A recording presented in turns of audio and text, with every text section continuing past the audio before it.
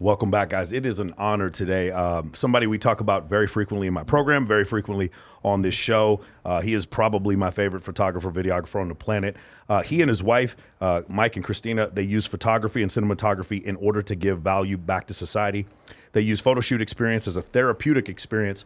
And listen, man, you guys have seen their photos all over the place. Absolutely fantastic. Their video work, they create an experience. It's not just a photo shoot, it's an experience. So I want to welcome to the podcast, Mr. Mike Ohrangutang. Yes. Get out of here, brother. Thank you, Mr. World. Thank you for having us. And his employer, his boss, Christina Pilar. Oh, exactly. Yes, I'm the boss. Yeah, she's the boss. That's his boss. And my co-host today, he is the author of the 5-part Rational Male series. That's right, Mr. Rollo Tomasi, the godfather of Red Pill, is here with us today. And I'm here to speak about the experience because I think I'm the only one here who's gone through it. You don't shoot too many guys, and I'm probably one of the guys that goes. I want to shoot more guys, bro. Yeah. Listen, I want to shoot more guys. This is one of the most odd experiences for me because, like, I know, a lot of people, but generally my Miami friends don't know my Reno friends. The fact that Rollo Tomasi and Mike Tang were friends, literally, like, if you guys know their circles, they could not be further apart. And the fact that they knew each other, and I'd known Mike for a long time and I'd known Rollo for a while, that was just so crazy to me. How did you two meet? I gotta say that I started consuming his content on YouTube, and I started learning a lot, and I get to experiment a lot of people. So what you were saying, correlates with my reality too. So I think I reached out to you. I don't remember. Yeah, you did. I think it was on Instagram. Instagram, right? And then I realized, like, you were in Miami. Okay. And I have been making trips to Miami so frequently. Okay. That I'm like, I gotta meet this guy. I gotta go down there. And like, you guys are in South Miami, so like Yes. I had to go from Brickell down to where you guys were at. Okay. And then I had to, like, set up the appointment with you people, and we had to go through the whole thing. full I experience. brought Kevin Sabo with me too. He was hanging out with me at that time. Yeah. And we went down there, and I'm like, I usually do it once a year. I try to get, like, sort of press shots, like, some sort of stuff. And I go, maybe I just do it with Mike this time. And then you're like, hey, come on down. And then I realized, like, you're into a lot of the same stuff that I am, like, just even hobby wise. Like, I know that I noticed you read, like, the same kind of graphic novels that I read. I'm like, oh man, I got to get him something. And so we were down there, and we're just exchanging, like, books and everything. And I think it was funny because it was like I walk in there, and the first thing you're known for on your Instagram is, like, you start your live streams, I guess, on Instagram with family all the time, and I'm like, I am kind of like that. I feel like I'm part of that. And then Christina comes out and gives me this big old hug, like she's mom and your dad, and like, hey, come on. It was like coming home for, like, Thanksgiving or something. That's like that. Beautiful. And it was just like, I knew we were just gonna, we're gonna take pictures and we're gonna make it a whole thing. And then your whole home is, like, just one dedicated photo studio. Like, every room in the house has a theme to it, or there's something that goes on with it. And then you've got the backyard, which is with the jungle and everything, and you just go from one place to place to place. And you're right, and I didn't realize it at the time, but it is an experience. And you're like, you're here to not just get pictures, but you're here to have an experience while you're doing it. It's just something to do. And for any new photographers who are watching this and you want to learn how to create an experience, or you're having trouble getting influencers to come shoot with you, or you're having trouble, hopefully it's not a huge issue, but, like, having trouble having people feel comfortable around you, this guy's the master. This couple is the master, and that's why I'm really, really excited to have you guys on. There's a lot of great information. So the first thing, I didn't realize you were actually born in Kendall. You live in Kendall now? Yes, sir. All right, so you were born in Kendall, and then with 6 months you moved to Venezuela? 8 months I moved to Venezuela with my dad, and I was there until 12 years ago. We moved back to Miami. I moved back to Miami alone. Okay. Yeah. And your time in Venezuela, you talked about this. I heard you on another podcast talking about this.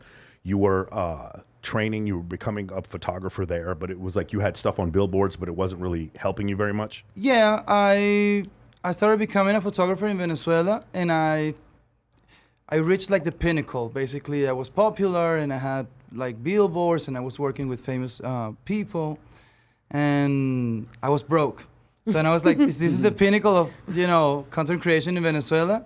I gotta get out. My dad always raised me like, you need to leave Venezuela. And my childhood in Venezuela was very traumatic, so I was, like, ready to leave. So I came back, to where I was born. Christina, where were you born? Venezuela. Oh, Caracas? Yes. Okay, very. And then you guys met there? We met in Caracas, yes. What was that like? It's funny. My mom and dad were a couple of miles apart from each other in Colombia, never met each other. Finally met each other in Washington, D.C. My mother's Colombia, she's from Medellin, and my dad's from Texas. But yeah, it's really interesting. So you guys met in Venezuela. How did that work out? I was starting my makeup artist career, so another photographer friend just told me that I should just hit him up. He had a different name, a different company. He told me, just text him, see if he's, available for work, and we started working together. Did you know immediately? No, not at all. Not at all. We both had partners. I had a boyfriend, he had a girlfriend.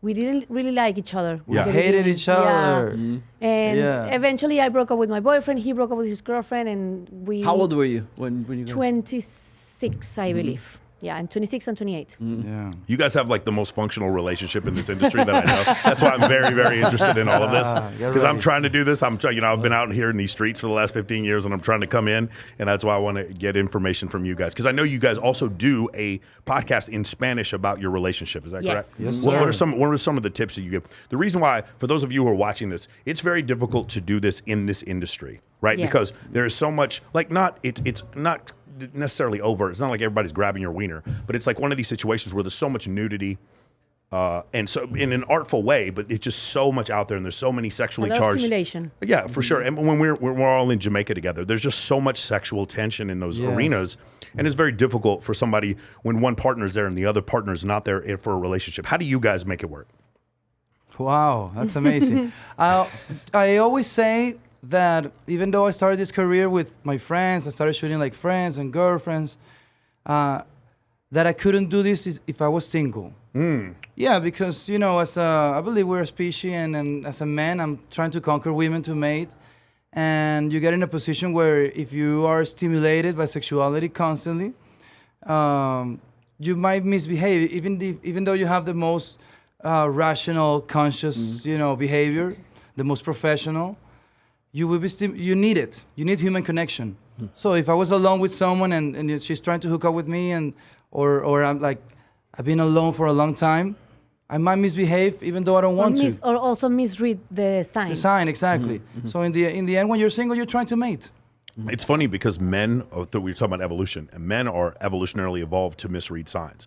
Women are the opposite, right? Men overshoot it. Exactly. Men are designed to overshoot. Women are designed to look at everyone with skepticism, right? If women weren't picky, we'd all still be living in fucking caves right now. Yeah. Right. That's the reason why, right? That's part of the progress for Homo sapiens. Yeah. So I also didn't know this. You're part Chinese. Both of your parents are Venezuelan, but you're part Chinese? Yes, my grandfather was Chinese. Okay. Very cool. And that's where the Tang. The Tang, yeah, but it's only the last name.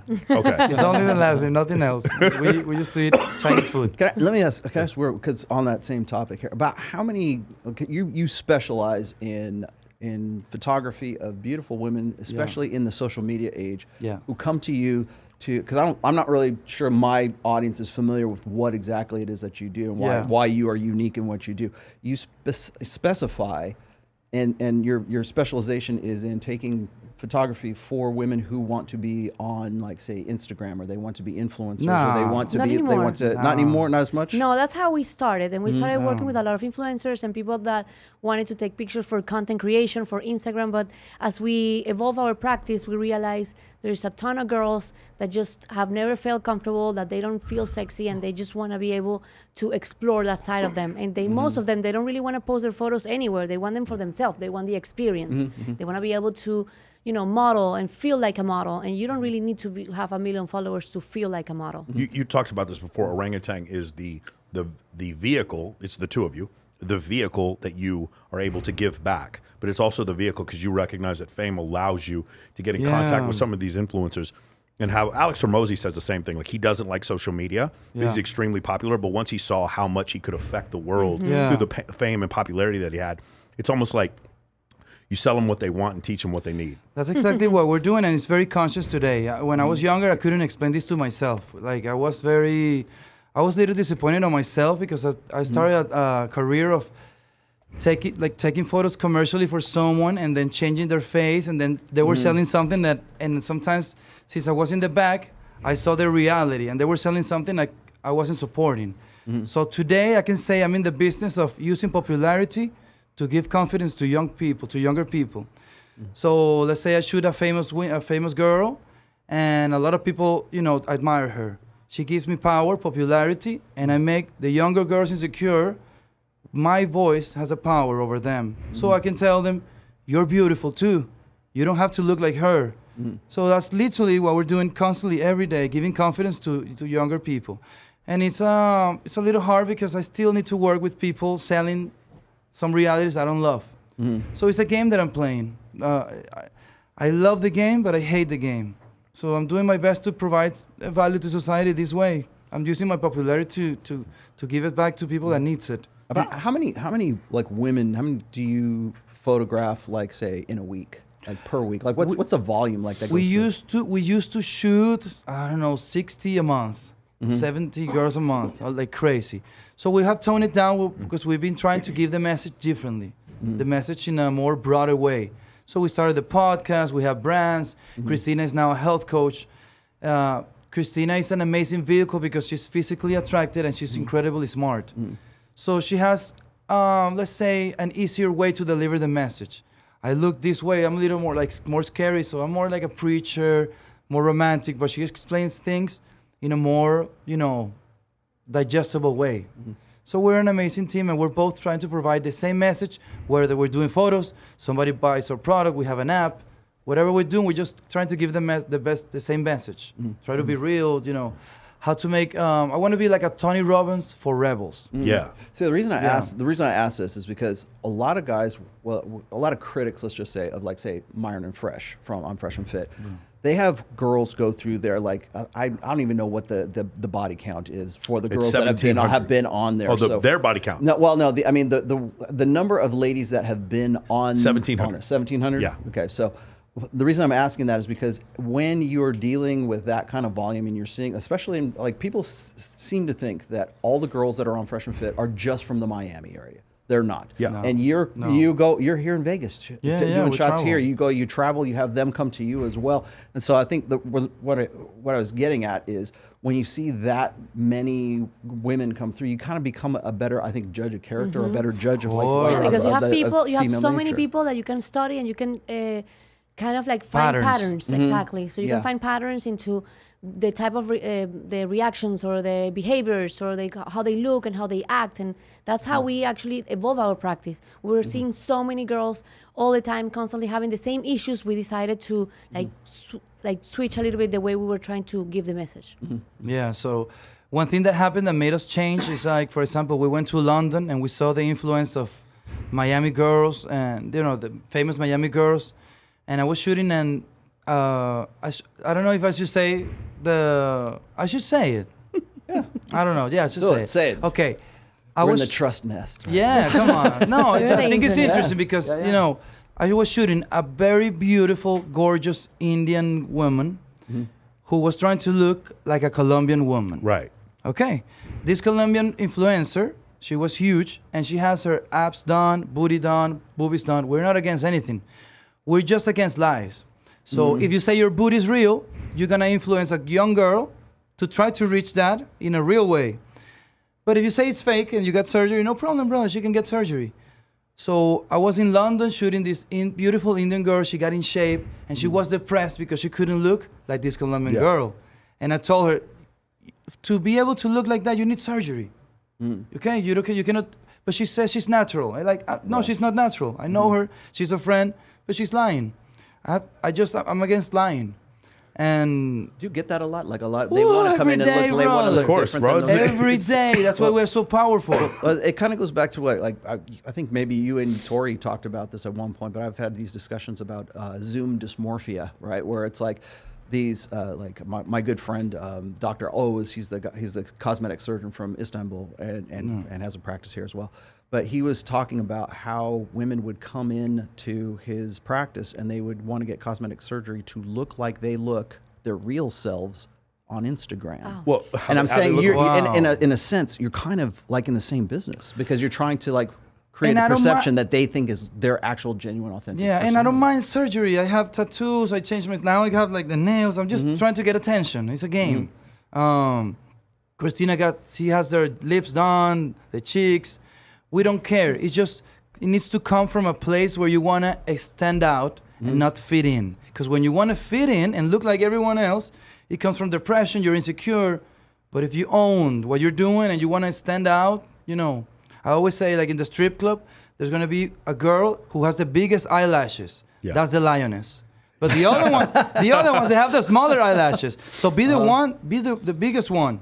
But don't do it to conform. Do it to stand out. Stand out, be proud. I'm the one that's gonna disrupt. But don't do it to fit in. You don't want to look like everyone else. So what you're saying is almost like the female version of the Lion, or what's his name, Liver King, right? Yeah. Liver King or Chris Shout out to Brian. Chris Hemsworth or fucking or The Rock, or what's his name, Mike Ohrangutang, who like clearly they're all on gear, they're taking steroids, but they're acting like they're not.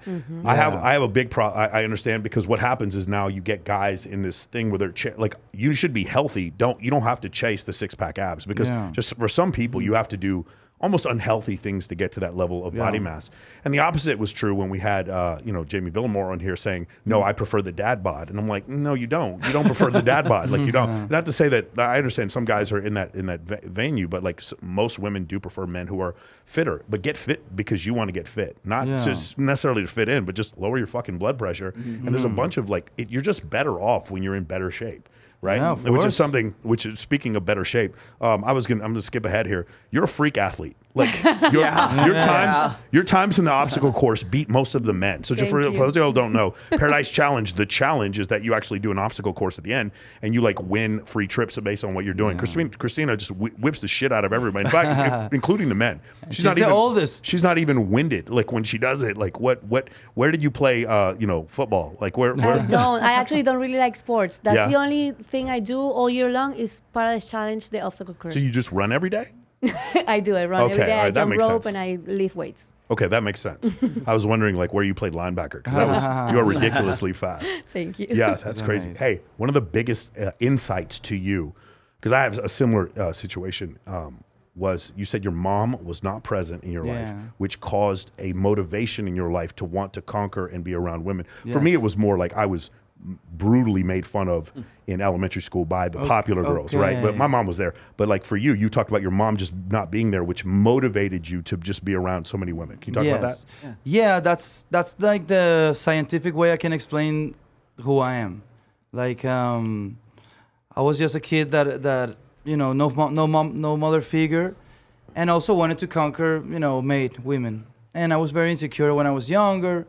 So I believe I'm a very obsessive person, and obsessively I try to conquer women in many ways. When I was younger, I had like girlfriends. I used to do like gifts with my hands and stuff to give it to my girlfriends. And at some point I found a camera, and that became my gift to people. And of course I started with women because I celebrate women. I always wanted like sisters and moms and things. Like all my friends in high school, they were like my moms, like my little moms. So I don't know. I always wanted to be protected by women and be around women. Of course, I love women to mate and stuff. But it's just I've been wanting them around me forever. So I think that's why I do what I do today. That's the way I can explain it. Today I'm trying to connect with men more, and because I was very competitive. I was a terrible friend. I was, ¿cómo le puedo explicar a ellos? Que le soplaba el bistec a la gente. Yo era un coño madre. He would take girls away from his friends. Yes, terrible I pick ethics. up every third word, by the way. Just so you know. Terrible ethics. I used to be a liar, terrible ethics, and I used to be like, if I like a girl, I'm going that way. So, but today, I believe in honesty, so I'm a different person. You talked about something that I've also had an issue with. For the longest time, I didn't want to go anywhere social or do anything unless there were 15 girls there. Like I had super successful people that would ask me to go somewhere, and I'd be like, dude, are we bringing any girls? They'd be like, no, like, fuck no, I'm going to stay at home and watch football. You said that this was an issue for you, too. You didn't want to do anything unless there were just a ton of girls there. And my friends, my male friends were mad at me. Like, I told them, are there going to be girls? And they said, no, I wasn't going. So, and at some point I became like poor, and I had no car, no nothing. And my friends had cars. So they used me to get the girls, and they brought the cars, and I brought the girls always. So I was the guys with the girls. So always. It was a mutually beneficial relationship. Yeah. When you're young, for me it was all about women. I was going to clubs. I used to hate dancing. Now I dance a lot. But when I was younger, I was just going to clubs to meet women. I'm just obsessively. I because my mother was not present in my most of my certainly my formative years. Anyways. And so I'm going to want to ask you a question. Do you think that you're wanting to like sort of I guess I don't want to say please women, but you want to like sort of give them gifts and all that stuff. That sort of like wanting to get that kind of like love back. I want to be seen. I want to be seen by them. Were you trying to replace something that you weren't because your mom wasn't part of your life? I hate to be like armchair psychologist. Yeah, no, no. It is literally do you think that? Do you think that's literally correct, Rollo? Yeah, he's described that before. I needed to be seen by women. Yeah. Like when I was going to my male friends when I was younger, their moms, I was staying late, so their mom cooked for me because I was seeing like they were cooking for them. So I was the annoying kid that was like the moms were saying like, when is this kid going home? And I was just staying there because I wanted to be cooked by a mom. I think that's why we connect, because like when I was playing in the Hollywood metal scene back in like the late 80s and the early 90s, like I was in bands because I loved the music. I was the first and foremost, right? No. But I sure shit wasn't in it for the money. Okay, I was in it because there was a lot of women at the clubs, and it was like you're on stage and you're the center of attention. So yeah, I mean very much so. So and then of course I picked up a lot of skills along the way as a result of that. You happen to get photography. Maybe I got music out of that, sort of being as a performer. But the reason I ask that is because I know a lot of guys, especially in like modern time, like the incel communities or like the guys who are in Gen Z right now, who have a really tough time relating with other men, as you were saying, and then they also have a real tough time relating with women as well. Yeah. But like you have these guys who will spend like small fortunes on OnlyFans girls, not so much. I mean, the sex is there, right? But like not so much because of the sex, but because of the girlfriend experience that they're getting, that they're not getting from somewhere else. Yeah. And maybe that's just simply this generation's way of doing what you and I did back. Yeah, trying to connect with them. Yeah, thankfully I was able to conquer that confidence and talk to them. So Christine, I want to ask you, why are women, so many huge influencers, and normal women too, so comfortable being naked around Michael and you? Why? What? If you were going to describe, can you describe Mike? Because there's a lot of guys that have this question, because there's a lot of photographers who aren't as good at this as you guys are. What is the secret sauce here? This is a question that I ask myself too, because sometimes I'm doing the makeup in my makeup room and they leave my makeup room dressed and they come back and they're naked. And this happens all the time. And I'm like, what's happening? Why is everyone always naked? It happens in our house. Like we try to keep this ambience where everyone feels comfortable. It's not just him. That's one thing that since the beginning, it's always been the two of us. So the fact that they know there's, the wife is there, they don't feel alone, they don't feel threatened. We also try to make the whole process very real and professional. It's not like they don't book through DM. They go through our booker, they go and then fill out a form.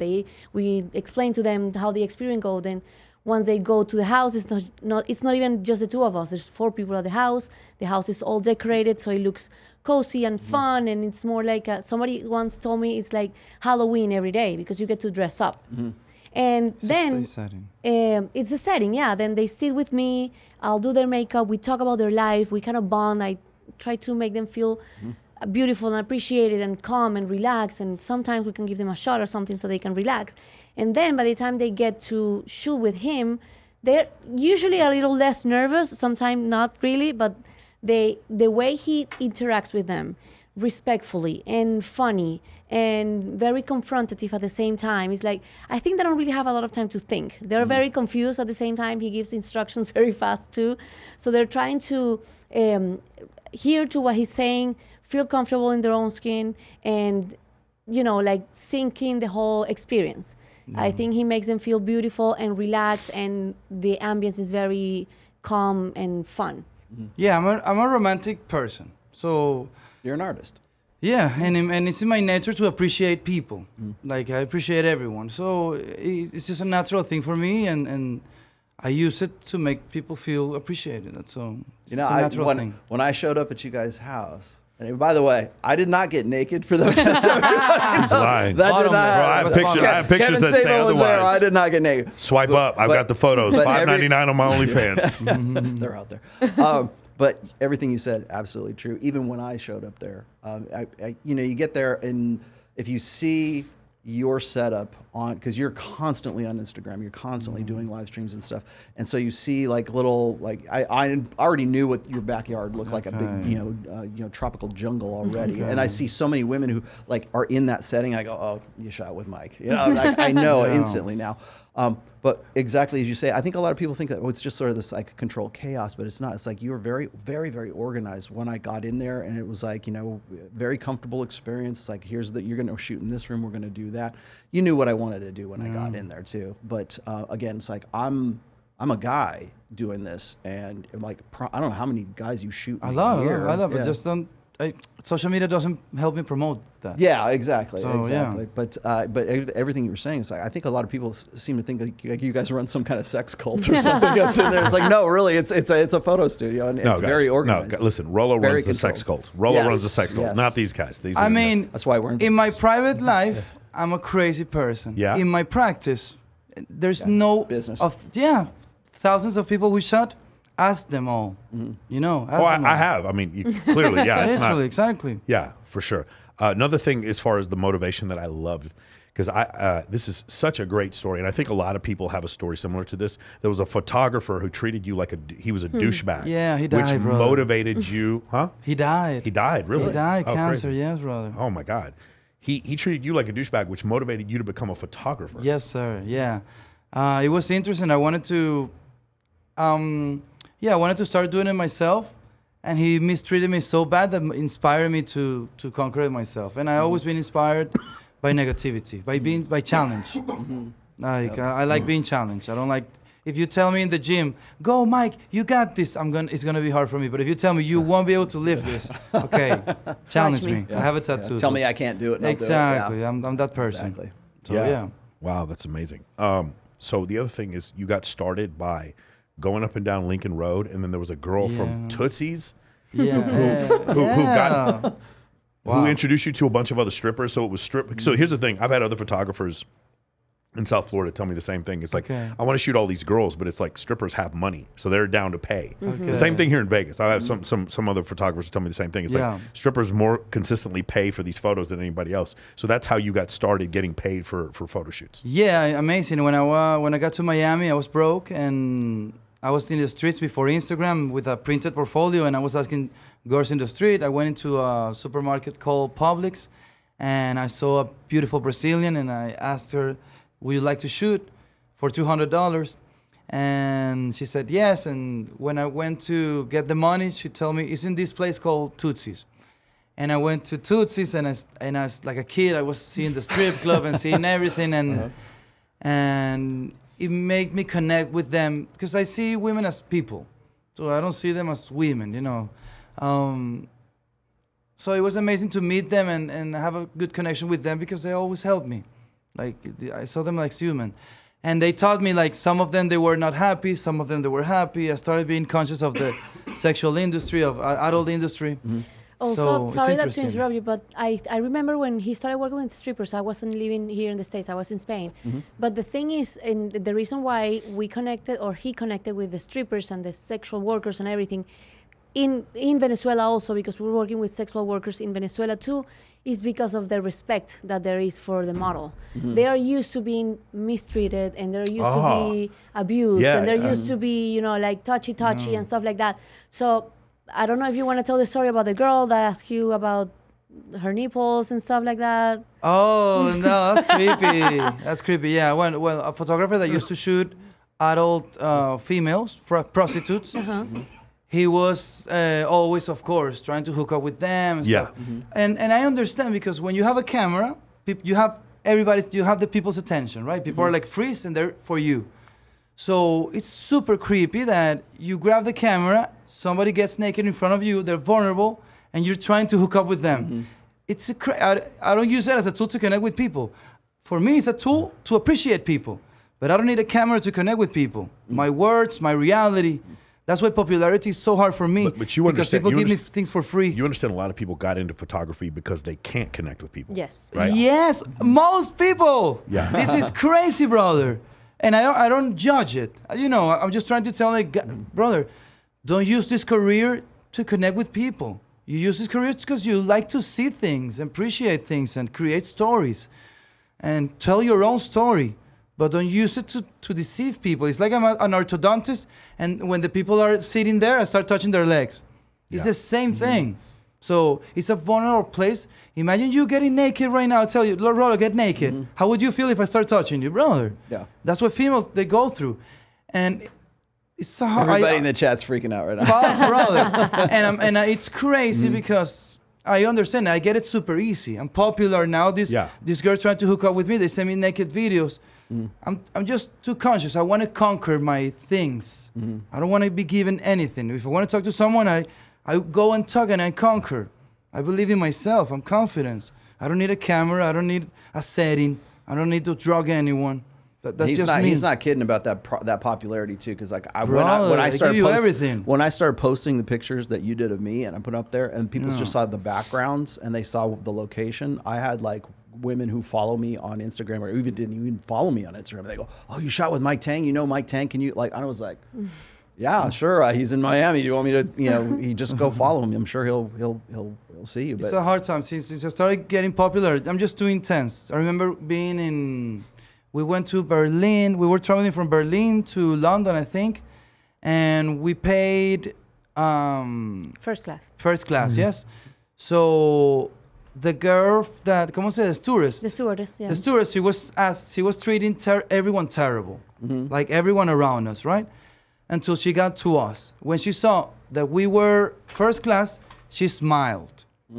And that made me realize that like I didn't pay for a smile.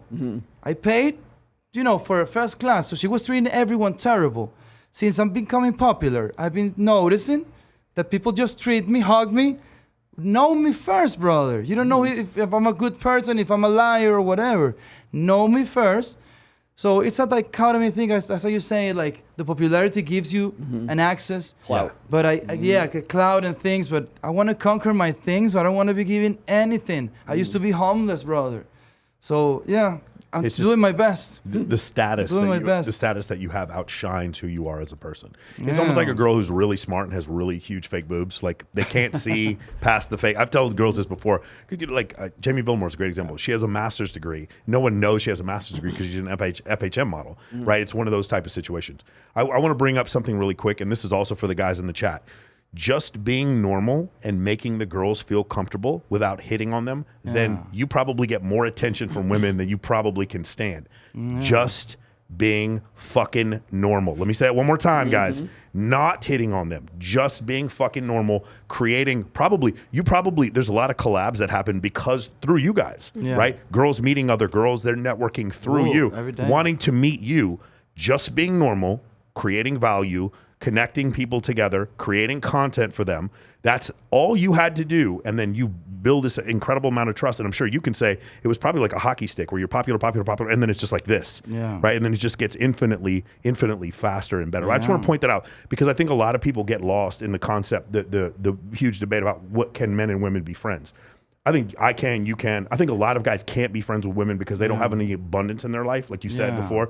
If they're just taking pictures of a woman, they haven't been with a woman in a long time, she's naked in front of them, and then all of a sudden they have this like scarcity mentality take over, and their behavior changes, their autonomic nervous system takes over, their palms get sweaty, their pupils dilate, their heart rate goes up, they start producing cortisol and adrenaline, and they don't act normally. You are probably used to being around. I used to manage a strip club. After a while, being around naked women was like, I'm tired of this. I don't want to see this. I was going to ask that actually. I'm desensitized. Well, I was desensitized, exactly what I was going to say. Because I think that's probably something that like maybe in the internet age when it's so readily available that you can see like naked bodies at a moment's notice if you want to, right? Yeah. You were just saying that you get up in the morning and there's like 4 naked women that walk around, and it's like, at what point do you like stop becoming like an artist and a photographer, and like in some ways I kind of think it's almost like being a doctor. Like you just see a bunch of bodies all the time, and so you're like, you're not really turned on by bodies anymore because I mean, is there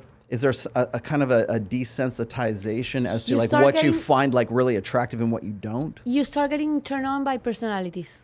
Bodies stop being important, and then getting to know the person is where actually the magic happens. Exactly.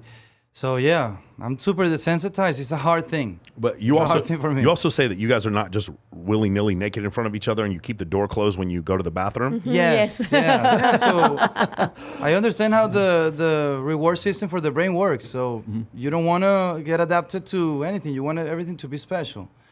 And yeah, I'm desensitized and I love intellect. So if you tell me a terrible story about you, and then I'm gonna be interested. But a beautiful body, a gorgeous body, it's just attraction. But I'm not gonna be. If you're a liar, then you're ugly to me. Yeah. You know, if you're honest, beautiful. Whatever you say, but as long as you're honest, you're beautiful to me. Yeah, I remember being in my early 20s working at a strip club, and then just like being so used to seeing these women naked, and then actually for the first time in my life being like, wow, that is a shitty person. Like I'm talking to that is a beautiful woman, but I remember before I'd worked there when I was in college, it's like, she's beautiful. I can't see anything else, but she's beautiful. My body is telling me I need to be attracted to her, I need to listen to her, I need to do things to get her attention. And then when I was around so many women like that, I just remember this was the first time I was like, that is a horrible fucking person. And I want to stay away from, like, I would not want to be in a relationship with that person. Yes, I believe in the evolution of language, and I believe we should detach the word beauty from physical attraction. Got it, okay. Because it's a label. So let's say I love Kim Kardashian because whatever, I want to do makeup like Kim Kardashian. Whatever she says is beautiful, it's a label for everyone that admires her. If I say something is beautiful, everyone that admires me, they're going to think something is beautiful. It's a label. So just say, I'm attracted to this, I'm attracted to this. But put the label of beauty. You need to earn beauty, bro. You cannot not go to the surgeon and buy beauty. You're buying physical attraction. You know, I know what everybody in the chat's going to say. They're going to be like, no, there's an objective standard, an objective distinction of what is beautiful and what's not. I understand. I 100% understand that. But what he just said right now is why you guys in the chat complain about big collagen lips. It's exactly, you know, why women go and do, like, they get the huge Bratz doll lips is because they see Kim Kardashian and they go, I want to look like that. Even though guys are like, I don't know, man, those big balloon lips are not like my thing. They'll still go get it because they see someone like Kim Kardashian has those big lips, and then that starts a trend. They think that is now the standard of beauty, whether guys like it or not. She has all the attention, so I want to do everything she does so I can get that attention too. Yes. Yes, and I'm a slave. Escalation. I'm a slave to this. I'm not against any idea or any surgery. I'm just honesty. Everybody fight their fight, and everybody be real. Fight their fight. I love big lips. I hate that I love them. I hate that I love them. I can't believe you're saying that out loud, bro. I can't believe you're saying that. And then every time we have a girl in here with like just big circus tits, right? It's just like guys are like, oh, I can't believe they're. Yeah, I can't believe the girls have the big circus tits. That's terrible. Come on, bro. I can't believe that. I can't believe that that's a thing people have. I'm good with it. I'm so judgmental of that. There's for everyone. For everyone. They are for everyone. It's about. It's an investment in your future, ladies. Free competition, bro. Big boobies, small boobies, big booties, no boobies, whatever. So speaking is beautiful. of incredible models who felt very comfortable with you, I have a question from you guys from Tawny Jordan, who's from here in Las Vegas. She wanted to know, how'd you come up with the name Orangutan?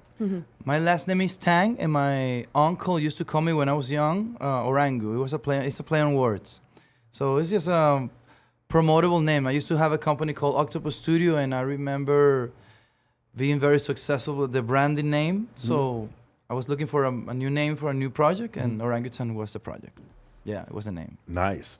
Yeah. I want you guys to nerd out for me for a little bit, okay? I have a lot of photographers and cinematographers that watch my podcast. Nice. Can you go into the Fuji X3, the Sony A7R4?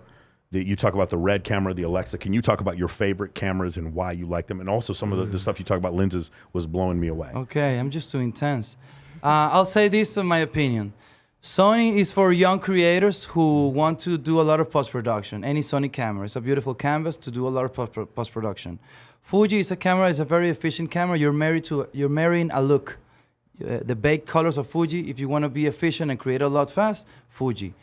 If you want an experience for you as a creator, to take your time to take a photo, you go to expensive camera, hard camera to shoot like Leica. That's what I use right now. Canon is a simple camera as well. The problem with Canon and Sony is it's a professional phone. So you take so many photos that you don't appreciate what you're creating. You have too many. It's like going to Netflix, too many options. So if you take your time to take a photo, you'll be a better photographer. You buy an expensive camera which has less options. Olympus is also an amazing camera for color. So all cameras are amazing, bro. It's just depending on what experience do you want and what experience you want to provide to the people you're shooting. What's your workhorse camera? What do you use mostly? What's your Well, go-to? this is interesting. Your go-to. When I shoot a girl that is not a model, that needs to feel beautiful, I use that Olympus because it's fast. So I'm not focused on creating. I'm focused on making them feel beautiful. It's a game. I'm like, okay, you got this. Come on. She's like, I'm insecure about my body. I'm like, no, you got this. We have all these people cheering for her. It's more of the practice, a therapeutic practice. When I'm shooting a more standardized elite model, I use Leica and I use manual lenses and slower cameras, harder to shoot. I think you used Olympus on me. No, I use both. No, I use both. Did you? No, yeah. When I shot you outside, I gave you the experience. When I shot you inside, I created a proper photo. So I mix it up. I use both. When you say, come on, brother. Hey, just so we know, just so we're clear here, like the shots that I use for the thumbnails for Access Vegas, this is the guy. Okay. Just so we know, that's how good they are. when you say slower lenses for the layman's out there, Manual lenses. you mean the manual, but when you say slower lenses, you mean like 4.0 f-stop, stuff like that? Yeah. 1.1. I have 1.1. So that's a real fast one. Super that you fast, super open, yeah. So here's the other thing. So in 2014, I shot at the Playboy Mansion in a Canon 5D Mark II. Okay. My iPhone now shoots better video than the Canon 5D Mark II. My iPhone now has internal stabilization. It can shoot in 4K, 60 frames a second. It has incredible low light noise reduction. The camera I have now does its own fucking color correction. It's got autofocus. It can do bokeh with all three lenses. There's so many things that are going on now. Do you see these three things collapse? So like at the top of the line, we're talking about the Alexa and the Red. In the middle, we're talking about the DSLRs and the mirrorless. And at the bottom, we're talking about the handhelds. And we'll even throw in the first camera used was a Sony RX100. Was that it? I started with Canon. Canon, or was it the RX100? It's 40D. Okay. Canon 40D. Okay.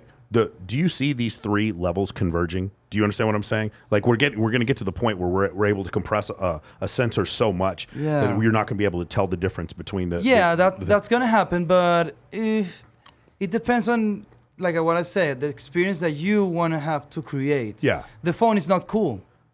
A camera is cool. Yeah, it's not cool, but it's also there when the experience is happening sometimes when other things, like it's easier to shoot on a roller coaster with an iPhone strapped to your hand than it is to shoot with a Red. Yeah. It's like for me, that's why I say I'm not a photographer. Yeah. I'm just a therapeutic preacher that knows how to take photos. You're an artist. Yeah, literally, I'm not a photographer, bro. Like, you come to me to feel beautiful. Yeah. That's it. I don't want to. You're not coming to me to take photos. You cannot tell me how to take the photos. You cannot tell me how you want the photos. You literally come here, no expectations. You want to feel appreciated, the best experience for grown-ups, because we stop celebrating ourselves. The Forever 21 thing that you say, I shoot 60-year-old women and they think like, I'm not beautiful, I'm wrinkled, and I tell them, no, you're gorgeous, you're a mom, you conquer life. But they want to be 21 again. I'm trying to tell them like, you don't need to, brother. I'm celebrating you, celebrating your scars. So I'm on a different reality because I see so many insecure people that I get to experience something that nobody does. Yeah, I think in Rollo, we talk about this sometimes, internal self-worth versus physical attractiveness. Those are the two different things. That's why you said you want to separate the word beauty from physical attractiveness. Good observation. So the thing about physical attractiveness is it is objective. If you were to take, I've been hosting, I hosted my 47th bikini competition this last summer at Wet Republic. And if I take 10 guys and put them out there, all 10 of them pick the same girl's first place. Beauty is objective. Internally, though, like once you're used to seeing women, beautiful women all the time, you start to see some of them are so insecure that physical attractiveness is objective. Okay. Beauty is not objective. Beauty is subjective because some people are just like, I prefer women who want to rescue animals. I prefer women that have some level of empathy and agreeableness, right? So it's that kind of thing. And when you're so used to being around beautiful women, the beautifulness doesn't stick to you as much. It doesn't affect you as much. You don't walk in with a fucking heart on as soon as you see the girl, like immediately, right? Like some new photographers may do that. And so that's why I like that idea where my internal self-worth, the internal self-worth of a grandmother who's 60 years old, who's raised her grandkids, help them get through college, she should have a high self-worth. Yeah. Even though she may not be super high on the sexual marketplace, she has grandma has a ton of self-worth. It's like I talked about this with I think it was when I was on Myron Fresh at one point. We were talking about Paulina Porzakova, and she was in the news like I want to say probably back in like March. I remember this. And she was talking, and now she at the time, I believe she was like 57 years old. She used to be married to Rick Ocasek from the Cars, right? And he passed away.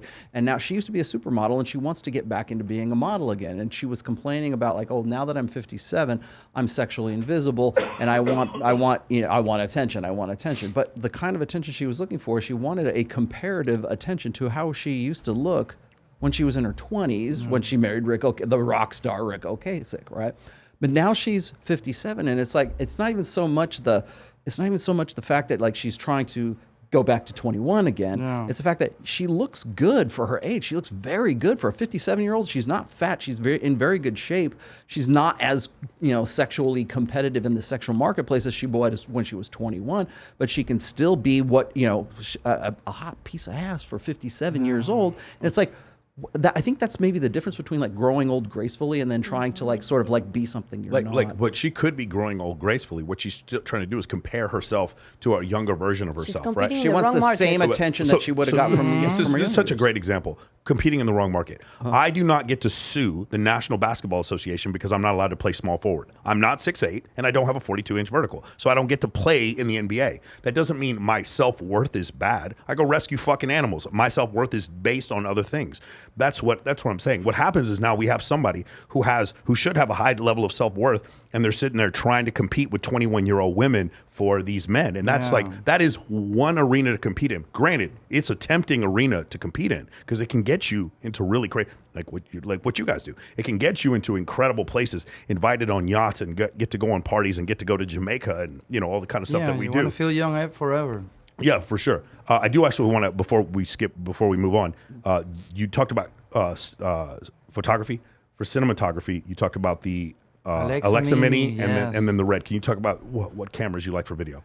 My favorite camera that I own is like what I love the most is the Alexa Mini because the motion is the one that emulates cinematic motion the most, the Alexa sensor. And the Red as well because it has a global shutter, beautiful color. So I have them both, and Alexa Mini is my favorite cinema camera. How much is the Alexa Mini? When I got it was 55. 55,000. 55,000. Yeah. Right now it's like 48,000. Yeah. Yeah, and the most amazing thing that I own is polished lenses, some Lomo lenses that I bought. Yeah. So what are Lomo lenses? What does that mean? Well, this is these are the lenses that I have are like very unique lenses. Like there's no replica of it.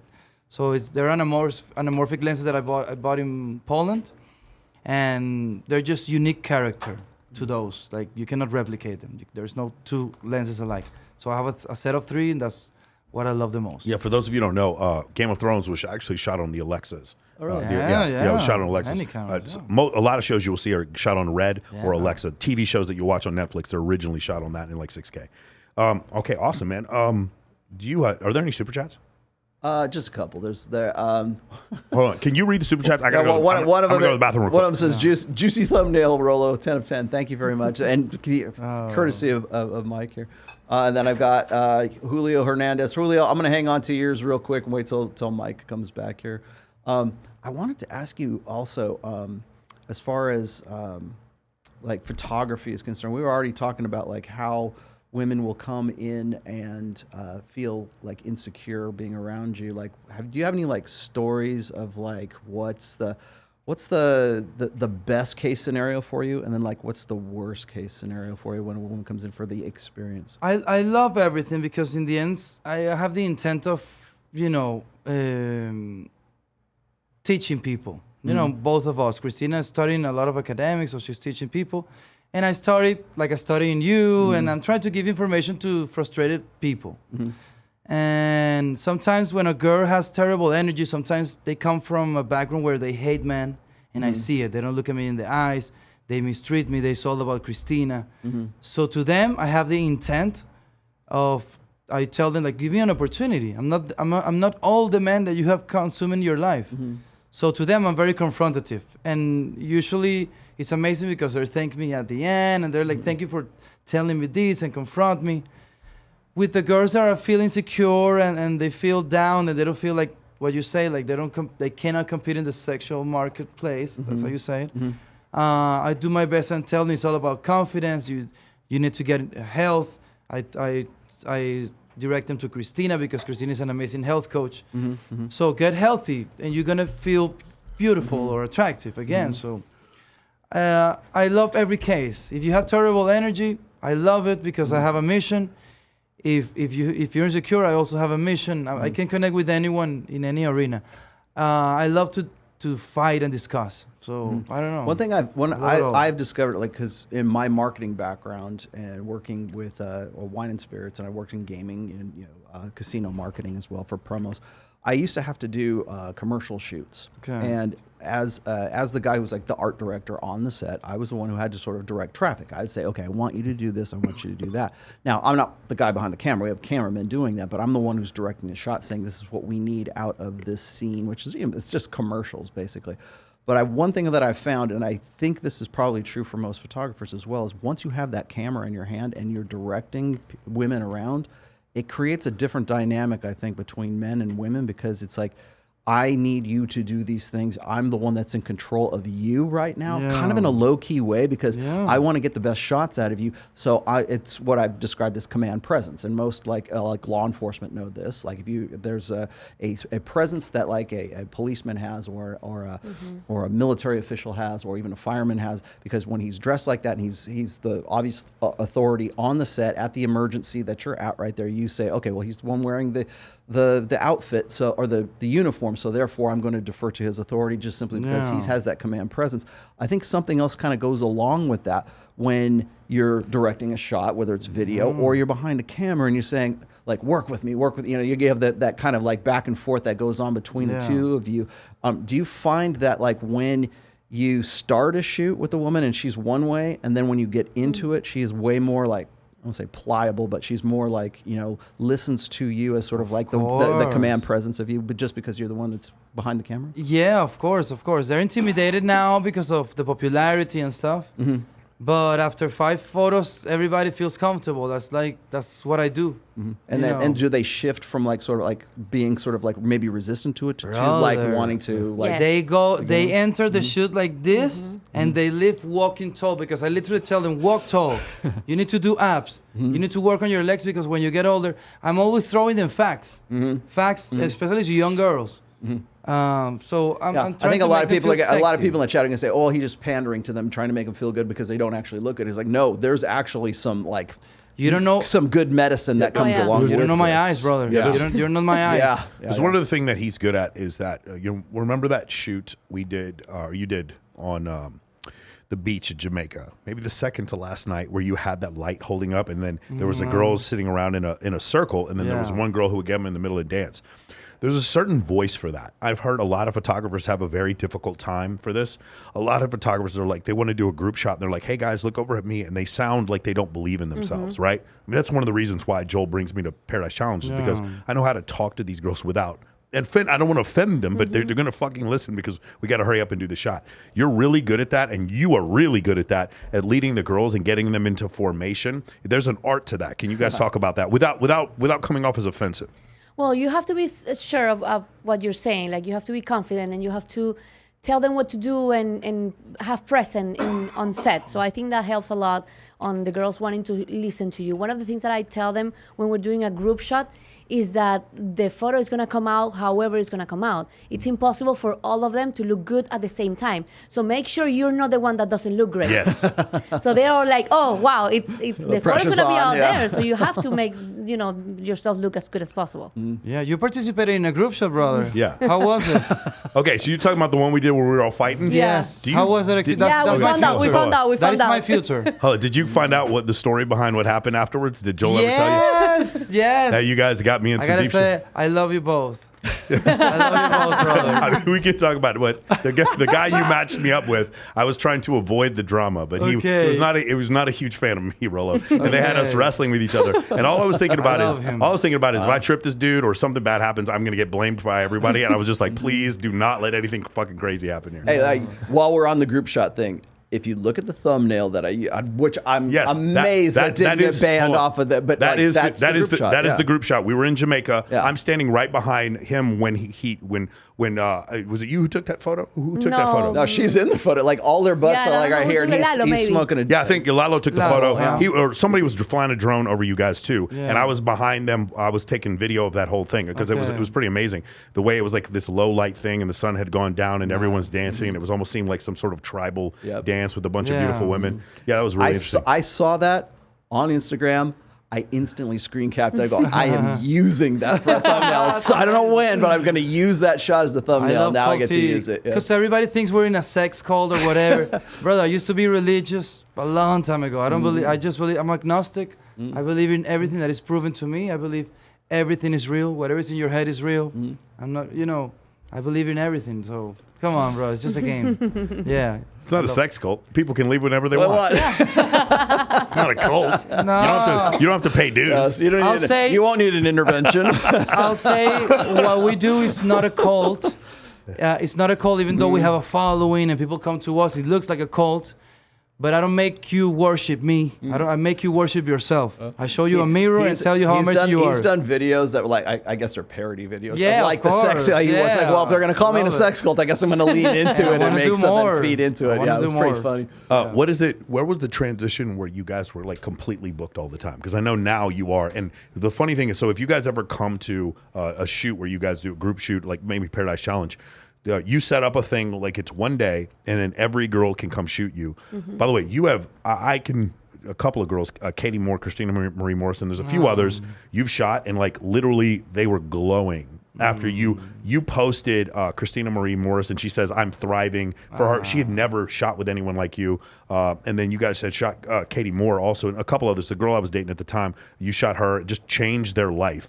But you do this thing where you guys sit there, you get all their information, you set up time slots, and everybody gets to shoot. Because I think that's a really cool thing, because a lot of times at those group shoots, it's the top photographers only want to shoot the top models, and then that's it. And that still happens a lot. Yeah. But you guys do everyone at the shoot. Can you talk about that?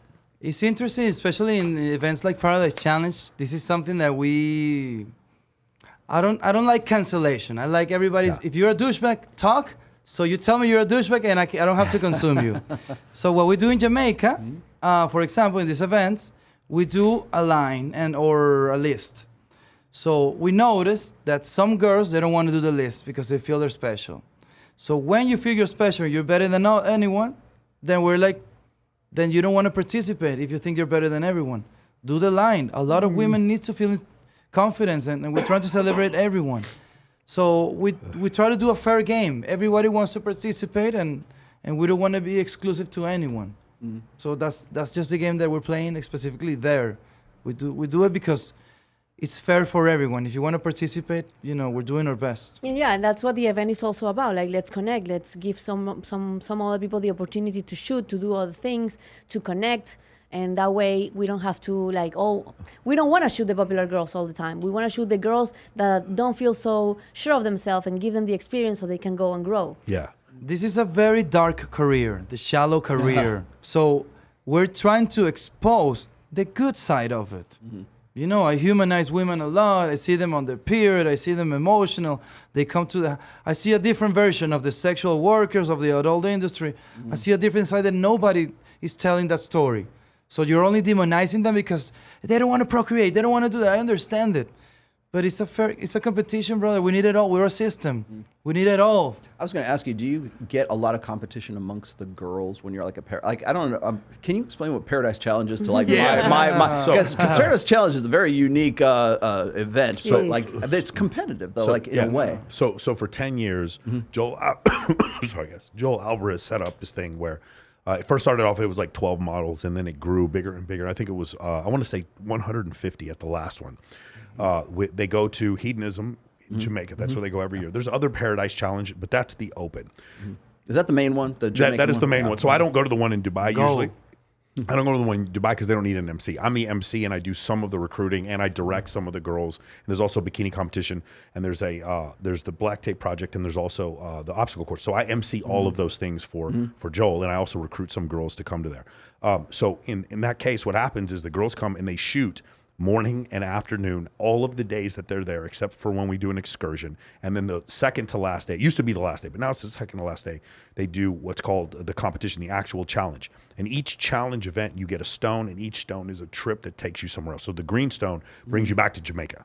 And then the girl who wins the whole thing, the Queen of Paradise Challenge, she gets to go to all the trips for the entire year. But same thing as Swimsuit USA. The girl who wins Swimsuit USA, she goes to all the events for the whole year. So it's very similar to that. But there's one girl who wins the scavenger hunt, one girl who wins the bikini competition, one girl who wins the obstacle course, one girl who wins, there's a bunch of other ones. Most photogenic. There's one then the overall winner of the entire thing. And then there's usually like a photographer who wins a trip also, because he's been coming there so long or whatever. Shout out to Chris Ripken, who's been coming forever.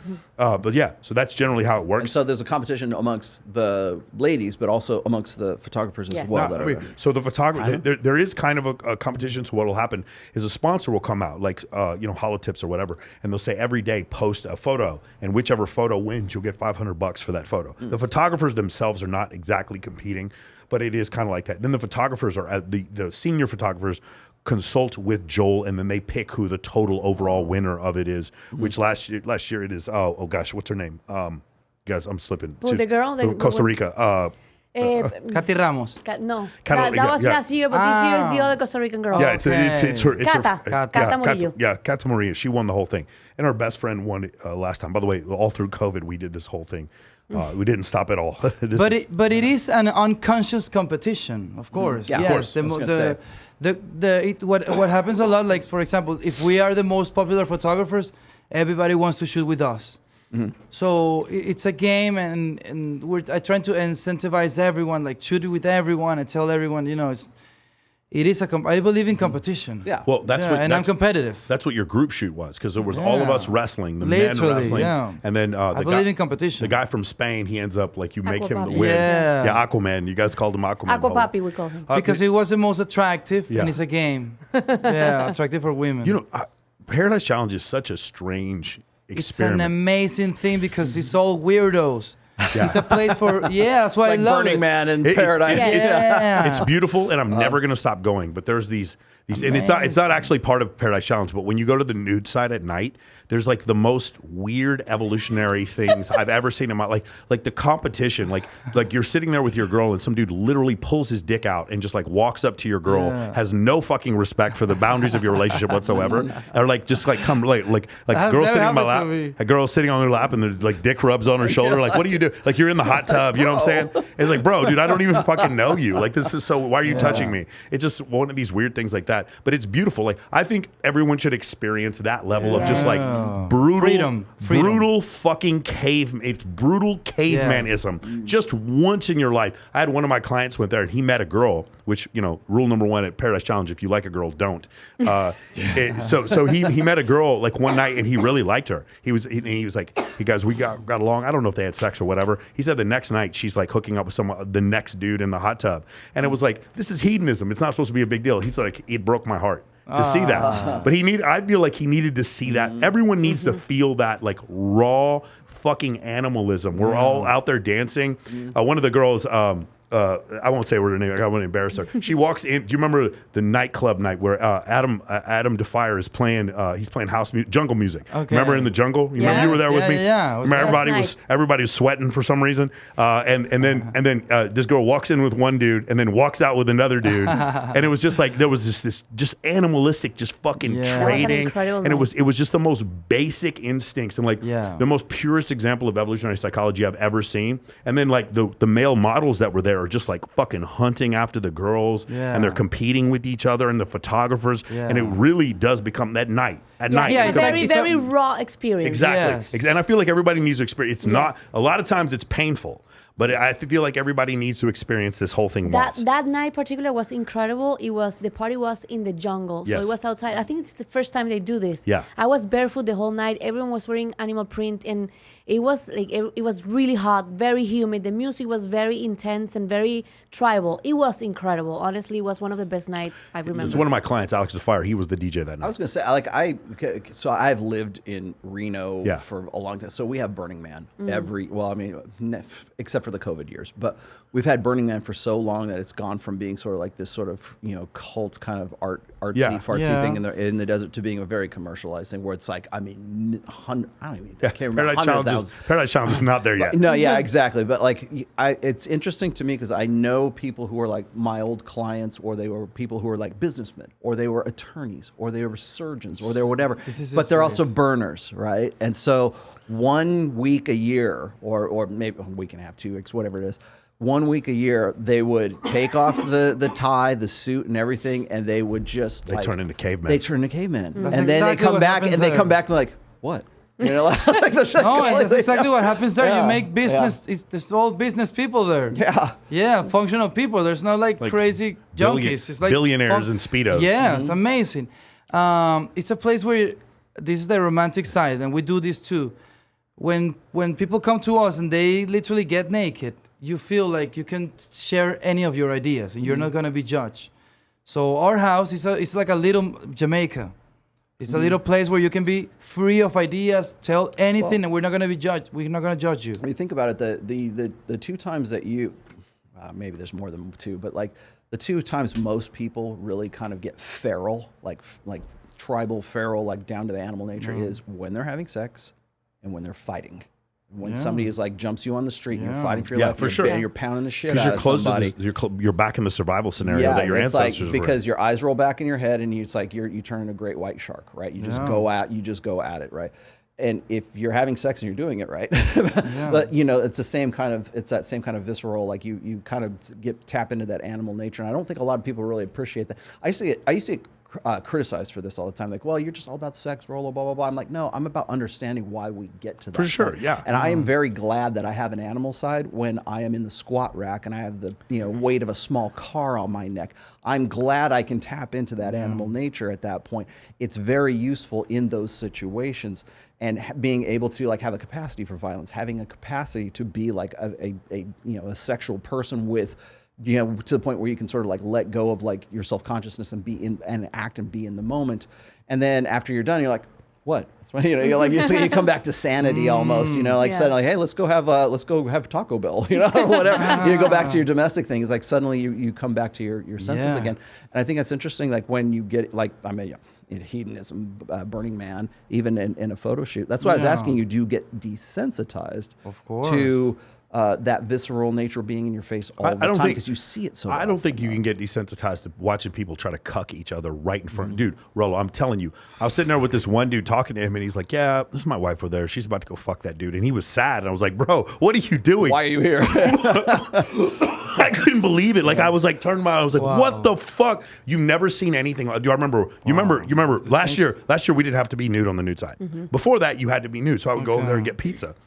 And they'd be like, yeah, man, you got to take your clothes off. And I was like, I'm just getting a pizza. Is it cool if I... He's like, no, you're making the guest feel uncomfortable. Yeah. And I'm like, no, that guest over there has 2 penises in her right now. She is not uncomfortable at all. She is living her best life. She is getting gangbanged. She is not uncomfortable by me whatsoever. I want my pepperoni pizza, and then I'm going to go back to the other side. But yeah, there's nothing. You'll never get desensitized to that. Like actually seeing people cheat on each other right in front of each other is like nothing you've ever seen. I don't want to live in that world, but dude, I've seen it once. Everybody needs to at least see it once. It's crazy. Well, see how people will react. And depending also, like he's saying those stories, and maybe we don't consume all of that because you create like little tribes, and you, depending on who you hang, you're gonna consume some things. Of course, Michael is gonna consume those crazy shit. I can tell. let me say that's not part of Paradise Challenge. That's not the official part of it. Just so you're all clear. That's the nude side of hedonism. But during the daytime, it's like the best photo shoot I've ever seen. Yeah. It's the biggest destination photo shoot I've ever seen, and they've been going for 10 years. That's hedonism in general, though. It's not just about the event itself. It's like you go there, you're going there because you expect. But except when we're there, the people are good looking. When the rest of the year, the people are a little bit older, 50-year-old. I'm not 50-year-old there's swingers. People playing dominoes. Couples playing dominoes because they've been going there forever. And they do like romantic rocks. It's like opening your mind for a week, like we were saying. So people do it traditionally. Yeah, we just bring 150 young people to a hotel that usually, we lower their age group once we go there once a year. Demographic, exactly. Yeah, so it's yes, it's crazy. It's a crazy place where to feel free. it's a weird experience. You got to experience it to understand it, because it would change your life. You got to go there and leave the red light on in your bathroom. People go scared because I'm good. It feels Hey, like why is somebody knocking on my door? Well, Rolo has the red light on. He's expecting guests. He's expecting guests. people think that you're gonna go forced into a fucking crazy orgy or something like that. It's nothing No. like that.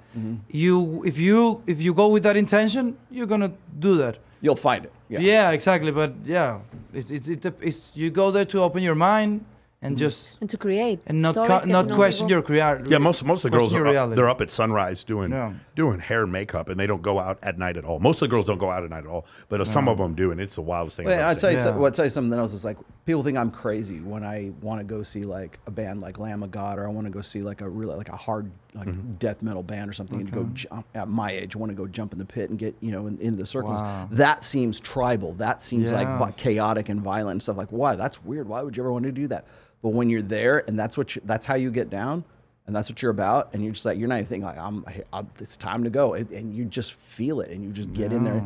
And I remember having this conversation with Fresh from Fresh and Fit. I saw him Fresh. We're driving through the streets of Brickell in his convertible Lamborghini, and it's me and him and his dog Hero, his little Shiba Inu, right? And I am as white as he is black.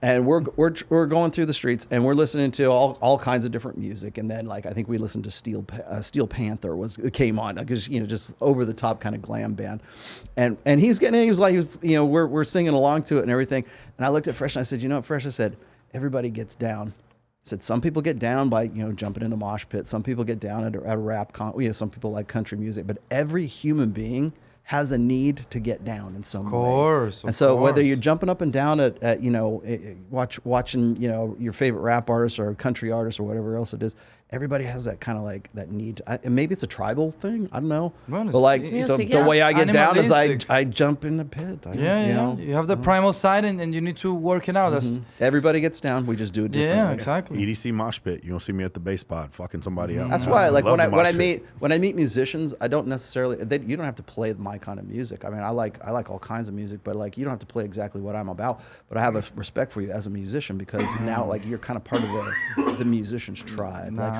or that's why I keep calling you an artist, because like I'm an artist too. So it's Yeah, like you you're in the understand the artist language. tribe. Yeah. Can I talk about this? You talk about a hippie vibe. You guys have a hippie.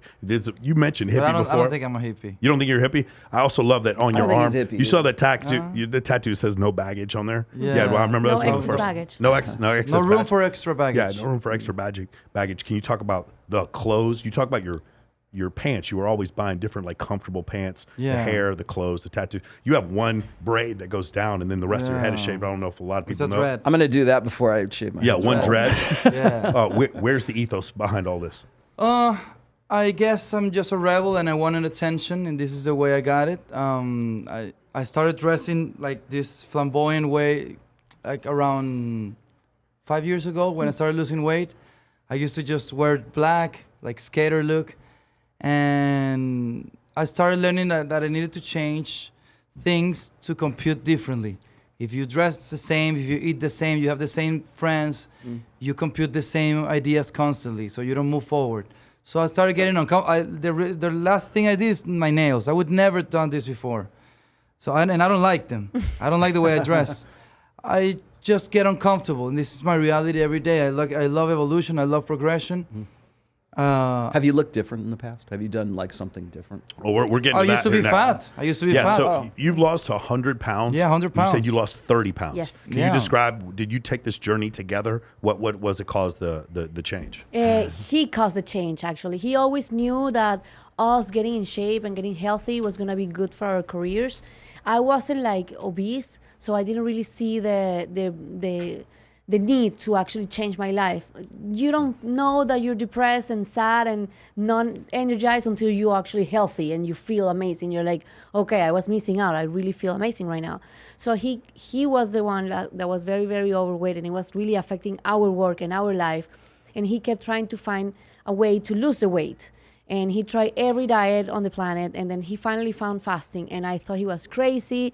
This is not for me. I'm gonna die and everything. And it took me 6 months of him doing intermittent fasting, and he lost about 40 pounds in 6 months. And I was like, okay, this actually works. He feels he looks great, he's losing weight, he feels amazing, I'm gonna jump in. And once I jump in, he always says, once I jump in on his ideas, we move faster.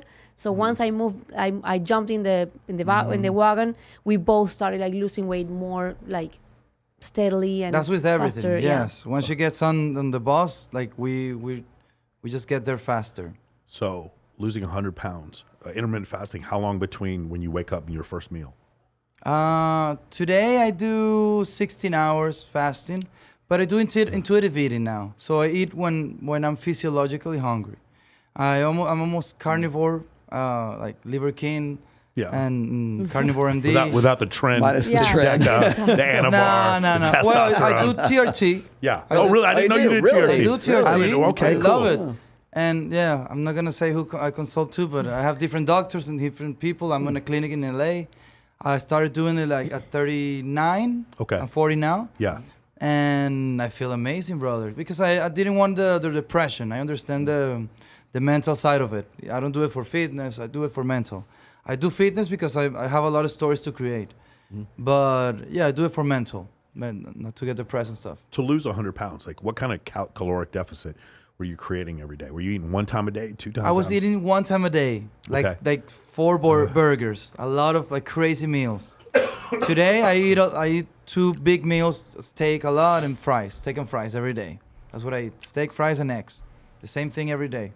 Okay. Very disciplined. Yeah, that's the easy part. They talk about this in the 4-Hour Body. Yeah. Eating the same thing every day is one of the keys to be able to pull this off. The intermittent fasting thing. I don't know if you know who Greg O'Gallagher is.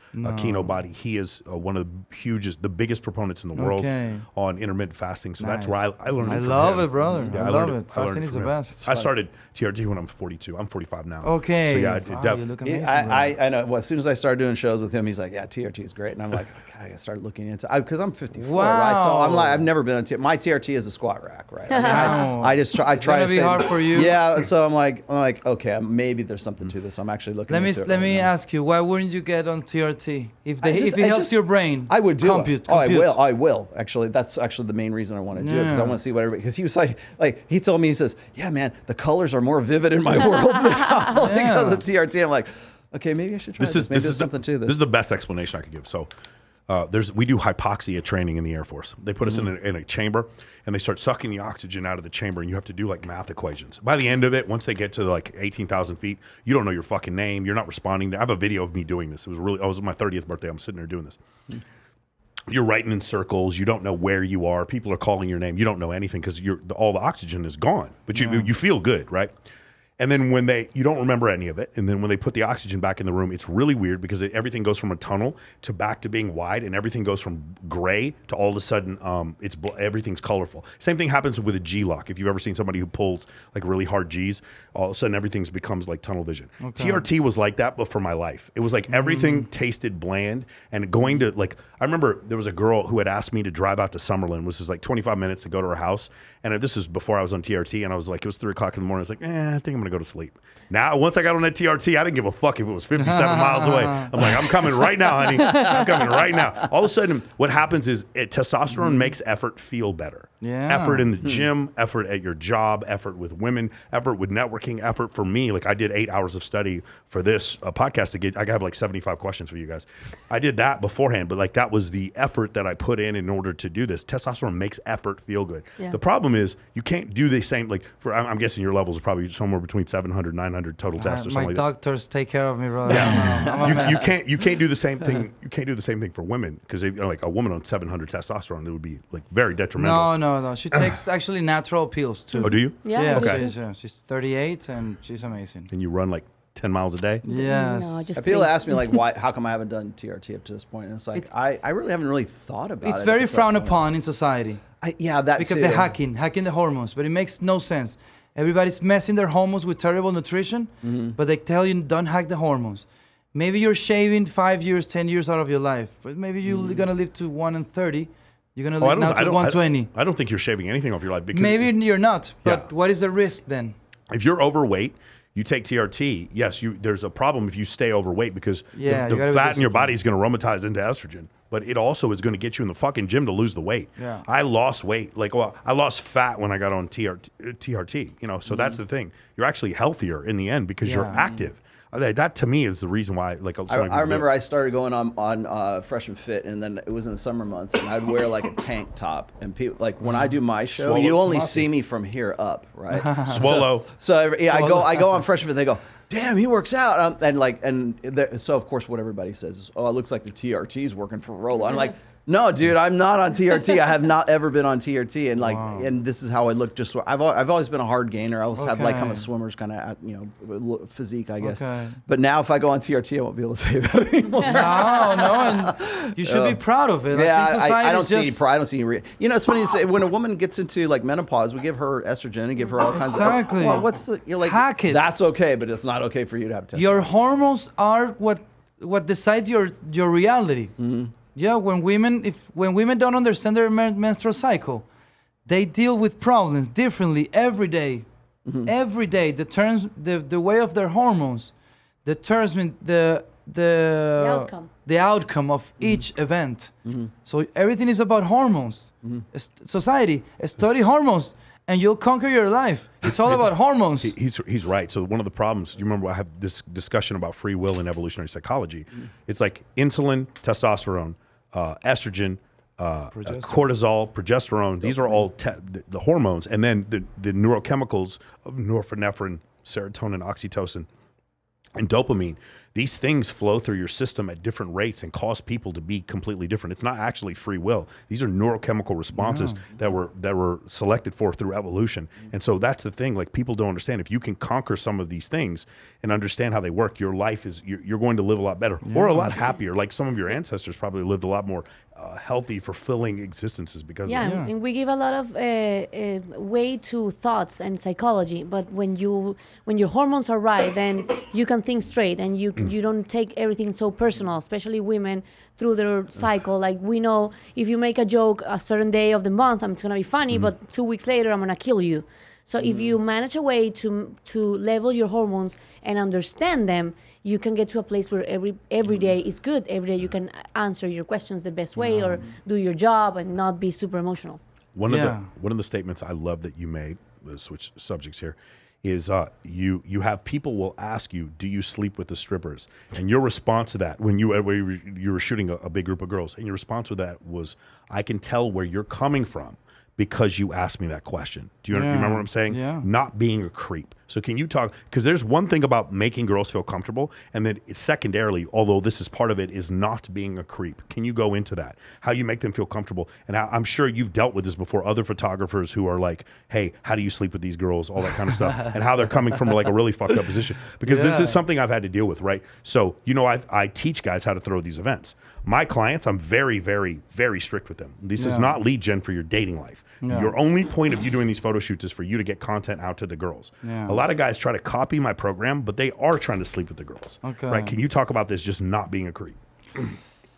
It's hard because I've had people work around me and I've tried to teach them actions and psychology, and they just can't control it sometimes. So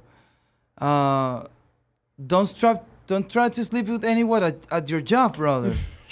I think. Did you hear that? Keep that in mind. Yes. Yeah, exactly. When you Rational Male 101. Don't sleep with anyone. Sleeping with. There's not a problem if you meet someone in your job, but in your job, you're doing a job. You're providing value to society.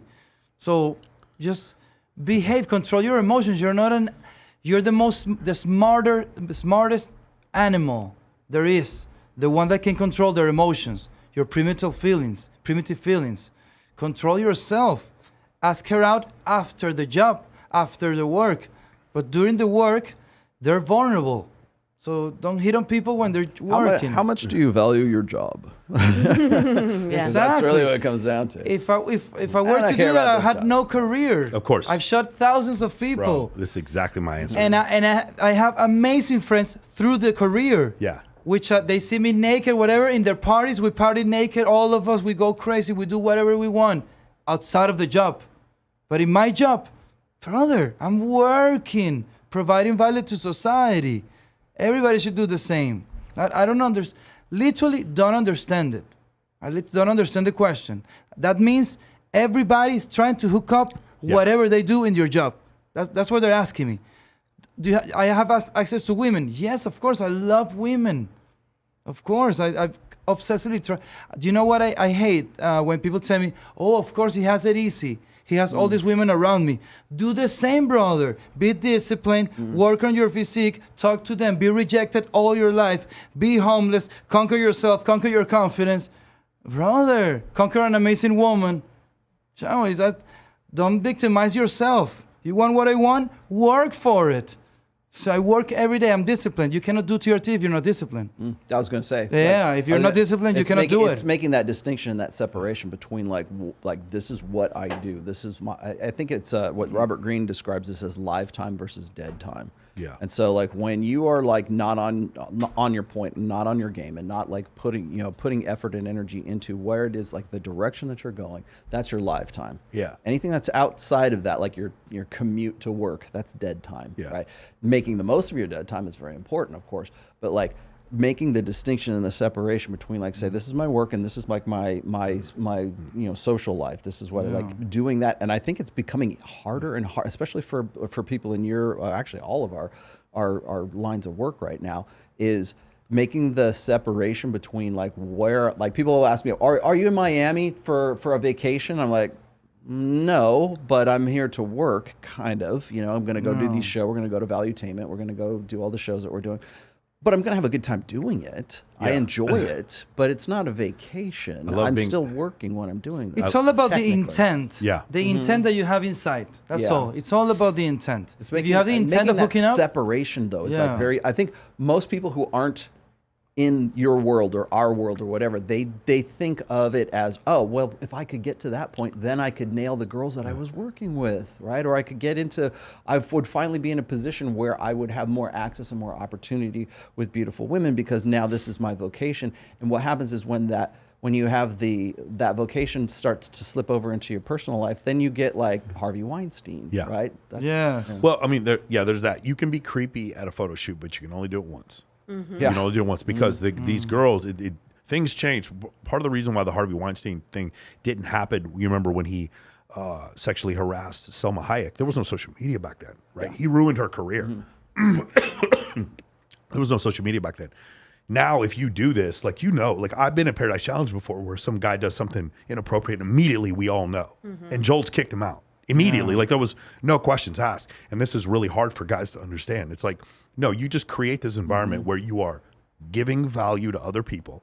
You do this over and over again. And now you're just around amongst a bunch of people that are common, that are very much like you. Some of them are beautiful women who become very attracted to you because you've created the society where you create value at Babes in Toyland, at Paradise Challenge, at Swimsuit USA, at Miss Brazil USA, at Model Citizen Fund, at the Playboy Presents Yandy Summer Search, at all these different places where you're just creating all this value. You don't have to do that, but you can be creepy at work, but you can only do it once. Yeah. You can only do it once, and then you're done. Well, I love it when I see these people that ask me questions about like Myron and Fresh and Fresh and Fit podcast, and they say, oh, aren't they nailing all those girls after the show, and aren't they going out there and like because that's why they have the show, so they can like run these girls through and have have their pick of the litter kind of thing. And I'm like, well, I've been probably the most consistent guest on that show since like the beginning, like January 2021. And I will tell you this is every time I've been on there, even since the early days, they have been nothing but professional the whole time there. Because they know the same thing. You can only be creepy once and then it's over. And that was one of the first conversations we ever had was like,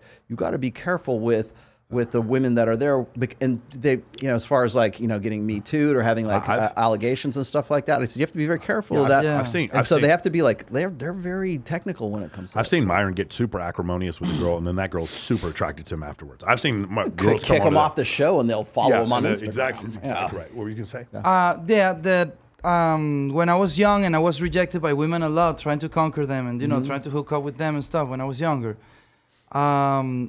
I started this consent idea. I know it's a modern thing that we throw around a lot, but I always ask for consent before I ¿cómo le puedo echar los perros a alguien? Flirt. Before I flirt. So whoever I'm gonna flirt with, I say, can I flirt with you? I don't use this American suave game like we're close to each other and I feel it, I'm gonna kiss you or whatever. I don't read signs. If I want to conquer you, I'm gonna ask you, can I flirt with you to see if I can conquer you? So consent for everything. It's all about consent. Beautiful. Yeah. How does that? I've always wanted to ask you this question because in a lot of your photography, when I'm looking at what you post on Instagram, and it's like a new girl, right? One of your most common like positions or like poses is where she's like holding your hand and like Yes. you're taking the hand shot. How does that like relate to It's what you're just interesting. talking It's right a there? thin line because it's always exactly the there. same thing. She's like leading you into the surf or compliance. something like that. He's Well, showing compliance. Let's say I'm flirting with them. She's to dragging you though. She's pulling you in. They come to the shoot and they tell me, "Can I shoot with your hand?" Mm-hmm. Or can I shoot with you guys? We used to be like me and Christina with the girls or whatever. Mm-hmm. So they want to be part of this because they want to feel attractive. It's also part of the controversy. See, controversy, yeah. Controversy, yeah. We're just trying to make people talk, and they're talking. So once they talk, it's just more marketing for us. And sometimes the hands is being held by a friend of mine, a very intimate friend. Sometimes it's just a girl that she wants to feel beautiful because she's getting divorced, and she's like, "Can I use your hand to feel beautiful?" That's basically what's happening. So I'm. It's a thin line because I see that happen all the time. Oh, it's so hard. Why is that a thing? I was like, that's... Yeah, and I love it. I kind of get it. And I want people to talk shit about us too. The other thing that you guys do that I think is really good is in the photos that you put on your Instagram. Whenever you're there with the girls are always showing some level of compliance. Yeah, they are. They're either they seem happy to be there, right? Whether it's your hand or your fingers, or all their butts are facing you at the same time. Yeah. Clearly, there was compliance put into the shot. Their pelvises are all turned in towards you or each other, or they're all laying down next to each other. With you, Christina, or you, Mike, there's always this like show of compliance. I've always talked about that. It's like one of the things is, and I'm sure you guys know this, a lot of the reason why other big influencers want to shoot with you is because they see other influencers showing compliance to you, which lets them know, hey, these people are professional. They're not creepy. This seems like a great place for me to get great artwork. And holy shit, look at the exposure I would get from shooting with Ohrangutang. Listen to something that happens a lot. We have a form where we ask the girls a lot of things, right? I had to sign it. Okay, yes. So I'm not comfortable being naked. Yeah. So my word doesn't influence you because I'm popular. Sometimes they want to please me. So I ask them. Sometimes I ask them, "Do you want to shoot naked?" And they always tell me, "I can." And I hate it. I tell them, "No, I can't." I've seen many women naked. If I want to see a girl naked, I'm going to ask you, "Can I see you naked?" I'm not going to use my camera to see you naked, brother. You're here to be celebrated, to be vulnerable. I know how uncomfortable it is. So whenever they say I can, we all say the team. It's not about can. Do you want to shoot naked? The photos are for you, are not for me. If I want to see a girl naked, I'm going to ask her, and I'm going to shoot a friend or whatever. But you're here to feel beautiful, brother. You're not here to please me. Yeah, and it's really hard when that we decided to have the form, because when he asked the question, it's the pressure of the photographer asking you, "Do you want to be naked?" And I have to say yes because he's asking me, and if he wants to shoot me naked, then I have to be. And we're not like, it's not about us. It's not about what we want to shoot. It's the photos are for her. So we want to make sure we remove as much as possible the influence of him before we ask them that question. Yeah. I wanted that form. Even more compliance. Yeah, and even exactly. more consent. Got it. Lex Luthor from NYC, right? She wants to know, do you believe that society has led us to believe that we have to conform to it, we have to conform to it, that it is responsible for that? Do you believe that society has taught it? Because you talked before about if you're going to get a boob job, get it so that you stand out. Yes. Get it so you're different. Do you believe the society tries to teach us to conform?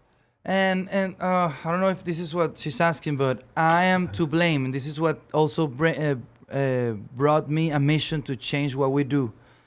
I asked a friend one day that I was shooting her and asked her, "Who influenced you to have your boobie job?" And because I know we all have someone that we want to look like, especially girls, and social media, is the biggest influence. So I asked her, "Who influenced you? What model?" And she told me. That broke my heart. She told me, "Your account." So your account. My account. Oh wow! So she went and changed. You were sad because she changed her body because of your account. To participate with me. Got it. Okay. And she's a friend that I love, and she loves me, and we love it. It's a beautiful friend. But that made me so conscious that I still need to post the booty, the popular attraction, but I need to talk behind it. I'm posting a booty, but I need to say a message behind it. I wouldn't have any eyes if I don't post a booty of a booby or a popular, attractive person. But I need to say a message, and Christina as well, and we need to say something behind it. We're guilty of influencing people, and we all do it. Yeah. We all do it. You know, we're influencing constantly, so we're doing our best. You know, it's hard. It's a hard game, brother. I know. I hate being an influencer, and I'm slowly like accepting that at this point right now, because it's like I have tried my damnedest to say, you know what, I don't go on my show to say, okay, you know, follow my way. I don't have an ideology. I don't have a practice. I don't have a philosophy or anything like that. But the fact that you even present yourself online, whether it's just, you know, on an Instagram account or you're on a channel or whatever, you can't help but having people who look at you and they go, oh, he's giving advice. Even if you're not giving advice, they think that you're giving advice. Information. Yes. I might be trying to educate you like a college professor. Yeah. I'm not actually telling you what to do. I'm just giving you like data and facts, but people are looking at you as if you're going to help them find the promised land. So here's the thing, right? So with Mike and Christina, because some of the girls that they shoot have six-pack abs, BBLs, and boob jobs, it's almost like the girls are like, oh, they're endorsing that. It's like, no, do whatever you want, right? Same thing with me. It's like whenever you and I have a discussion about how difficult monogamy is, people think, oh, Michael Sartain shitting on monogamy again. No, that's not what I did. I just told you about a law of evolutionary psychology, or a theory in evolutionary psychology. So you're right. That's the same thing. Like, you bring forth this information, and they're like, well, then I condone it. If I'm an orthopod, if I'm an oncologist, if I'm an oncologist and I study cancer, that doesn't mean I condone cancer. That just means I need to understand how this whole thing works. And if I study evolutionary psychology and understand that I'm part of the most violent, jealous species that's ever existed on this planet, that doesn't mean I condone it. It means I hope for better for my common man than what we've been doing previously. Well, I was going to say, like, just the act of being like on the show right now, the act of even just writing a blog post. It's not even if you approach that from the best of intentions, like, there's still going to be people who are going to say, he's giving advice, he's trying to influence me, he wants me to look like this, whatever. Because they're feeling. Because they get a feeling. Because that's why they're watching, right? They want to say, how can I live my life better? How can I'm looking for advice. Even if you're not giving advice, they're going to say that what you're talking about is advice for them. Yes. Yeah, that's why being an influencer is also very delicate. You have to be responsible. Yes, you have to understand you're a teacher. Yeah, you're a teacher. Exactly. Christina, how do you guys deal with haters? Yeah. I love them. Well, we don't. Mike has more haters than me, honestly. I have a very nice community. I don't really have a lot of haters. I try to use my haters to teach my community. So if I get like a very hateful, if it has foundation, or like if it's not super random or whatever, they ask me to wax my unibrow. But if they say something that I can use to teach the rest of my community, I usually do so. I like to use my haters to teach the rest of my community something about the message, or what they're saying, or why what they're saying is wrong, or the way they're saying it is wrong. Yeah. No, I love the hate, and I because now that I can talk and I'm studying, you know, I can defend myself. So hate all you want. I have the facts and I have the experimentation to prove what you're saying has no sense. So, and also, we are drawn to negativity and controversy. Yes. So those are the best eyes. Yeah, I what she said. You know, the fat kid in Brazil. I use his videos. There's a guy who makes these fucked up videos about us. I use his videos with my clients, and I'm like, this is what sociopathy looks like. This is what total narcissism looks like. This is what it looks like when you try to have a debate with someone and they keep moving the goalposts. Let's not let's not be like this. Let's do better. Let's do better. And that's exactly right. I use it as a teaching. I've never done this on any show. I'm going to give a shout out to my wife here. She was the one who said this, because I talk about my haters occasionally, and she sees what's good. She's probably even watching the chat right now. But she told me this. She says, it seems like online, if you like something, everybody hates you. They're like, if you like the latest movie, or you like this kind of car, or you practice some kind of martial arts that you're really into, or there's something you really, really like and you're positive about it, everybody goes, fuck you, man. Doesn't he know that's not the best way to do things? Or doesn't he know that's not the best way to lose weight? Or doesn't he know that like they find something wrong with that? But if you hate something, if you're like, man, this thing sucks, like that, everybody, yeah, man, good. A kindred spirit. Finally, we can talk. We can have a conversation about how much this thing, it doesn't matter what it is, sucks. So if you like something, people will hate you for liking it. Yeah. If you hate something, people will love you for hating it. Yeah, That's true. horrible. Do you ever comment back on YouTube or Instagram to somebody who has something critical to say? Depending on my hormones. I'm the Depending on my exact same hormones. way. So if my hormones are aggressive, He's exactly right. I'm That's- going that time of down the and month. I'm gonna fight. Sometimes I go intellectual. So, but I'm always going intellectual even though I want to fight. So now I go intellectual. I used to fight physically a lot before though. I do it right before I go to the gym. Angry as hell. You mentioned before you have what you call boyfriends on OnlyFans. Yeah. Because you're on Yes. OnlyFans. Describe Yes. that whole situation. And do you have a separate OnlyFans or do you guys have one together? No, but I How's it work? should, brother. Getting in No, we shape. have one OnlyFans. It's called Orangutan Girls. It is where we highlight the behind the scenes of some of our shoots. And I slowly started feeling more comfortable at showing myself in our OnlyFans. So now I am like kind of like the main character in our page. And I call them my boyfriends because they're there we talk, I know about their lives. It's I keep my my OnlyFans, even though, I don't do nudity, but I do very, very sexy on my OnlyFans. But I keep it very fun because it's just me exploring my side. It's me just dancing and just exploring my sexy side because I try not to bring that to my Instagram. Yeah. Because I keep my Instagram more into the healthy lifestyle. So I like to have different avenues for different projects. So on my Instagram, I'm very healthy, lifestyle, love, and my life. And then on this side, I get to explore my sexy side and my other side, which I OnlyFans obviously have is the sorry to interrupt, the healthiest strip club, the modern strip club where the man in society or the woman in society, they don't know how to interact efficiently between them, and OnlyFans is just a new way to do it where they don't have to harm themselves physically. Okay, so you this is a really interesting discussion, right? Yeah. The discussion, the argument that porn stops spousal abuse. There's a lot of people say Yeah. porn stops people from cheating, right? This is really interesting. And if you take this discussion to its ultimate end, we start getting into things with children. I'm not going to say the word on YouTube, Yeah. but bad things that happen with children is like, well, I'd rather them do it to this doll than do it to in actual real life. Yeah. My question to you is, there's some people on OnlyFans who are not well adjusted. These are guys with borderline autism spectrum disorder or really fucking mean and say horrible shit, and they comment back and forward. How do you deal with that? I'll block them. Really? Yeah. I don't have to talk to them. If they're not giving me any value, Yeah. then I'm not gonna waste my time. Like I'm there to have fun, explore, and make money. You've seen these girls on OnlyFans, and guys are literally paying them on OnlyFans to insult them. Oh yeah. Have you guys seen this? Yeah. I Norm, never got any of that, but I would love that.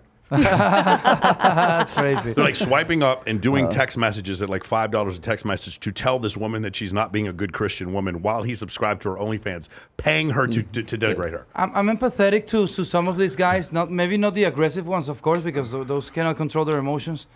But I'm empathetic to some of these guys. I have a friend who has a company that he used to manage like webcam girls in London, and I went behind the scenes and stuff, and I saw, and he was telling me, this guy is a guy from a small town. He spent all his money to talk to this girl, and I got very empathetic. So the way I see it is like, these guys, they don't know how to conquer women. I remember being there, I don't know, at 14.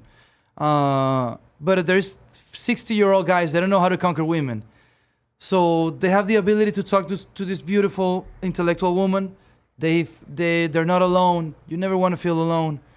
So I'm empathetic to this crazy reality. And for women as well, there is a dark side, of course, to everything, but I'm seeing the positive side, which is human connections. We all need it. So I don't think there's a problem with porn. Porn is just a new drug. The problem is always the dosage. With love, with drugs, with food, with porn, with masturbation, dose yourself with everything. It's not about canceling practices, substances, supplementation, TRT. It's about dosing yourself efficiently so you can conquer your ambition. Don't be addicted to anything. You overdo anything, you're gonna harm yourself. So if it's not porn, it'll be something else. Yeah, If it's not exactly. video For games, sure. it'll be something else. If Yeah. it's not prescription opioids, it'll be something else. Exactly. If it's not Dose like it. seriously, it's like what is your? I talk about this every time I talk about like how this generation of young men sedate themselves. Yeah. Yeah. If it's not porn, it's something else. Yeah. If it's not the actual thing itself, it's that you have this need for an escapism, because that escape life is better than your shitty real life. So make your shitty real life better than your escape life, and then perhaps you won't be addicted to whatever the hell you think that you're addicted to at that point. I saw a number of alcoholics in my family, growing up. A lot of them live in Colombia. I'm sorry, guys, allergies. And I remember trying to transmute that addictive personality into audiobooks and the gym.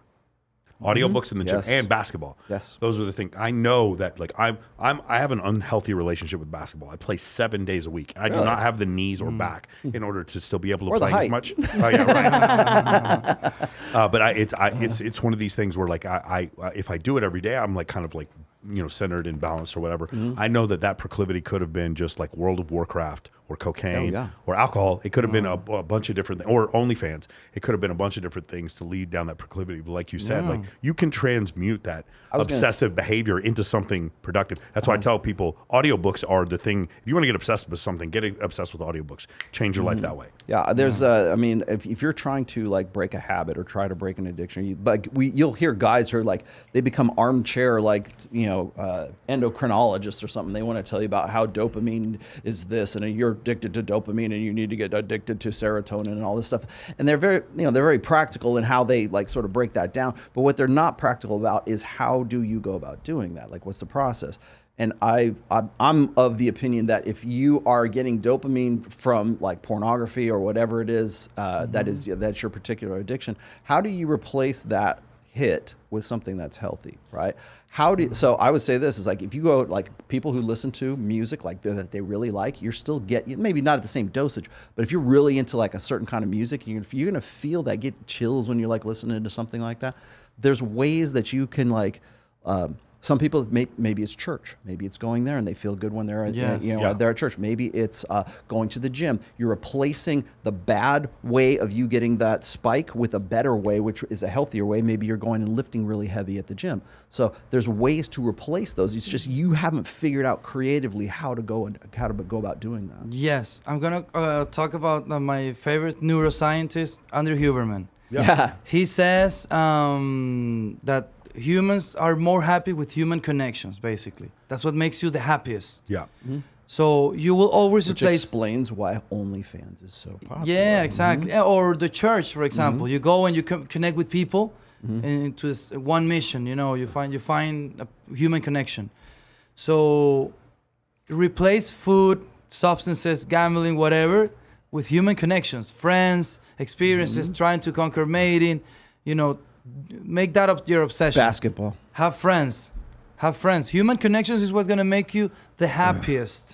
For those of you who don't know, I would highly recommend the Huberman Labs. That's the name of the podcast. Yes. He is a professor of neurobiology at Stanford University, and then he also has a podcast, which is separate from his teaching. He talks about it being separate from his teachings. He was the one who had the quote that testosterone makes effort feel better. He also has some really interesting data that he talks about with pornography, where he's like, what pornography does is it's this extreme dopamine hit, and what it does, it gets to the point where your baseline dopamine is now so fucking high because your brain has been tricked into thinking that you have all the sexual access that it really screws up everything else. Now other dopamine highs don't compare with this pornography one, and so you just get stuck doing this over and over again. So that's the thing. He's not saying porn in and of itself. He doesn't have an ethical problem with pornography.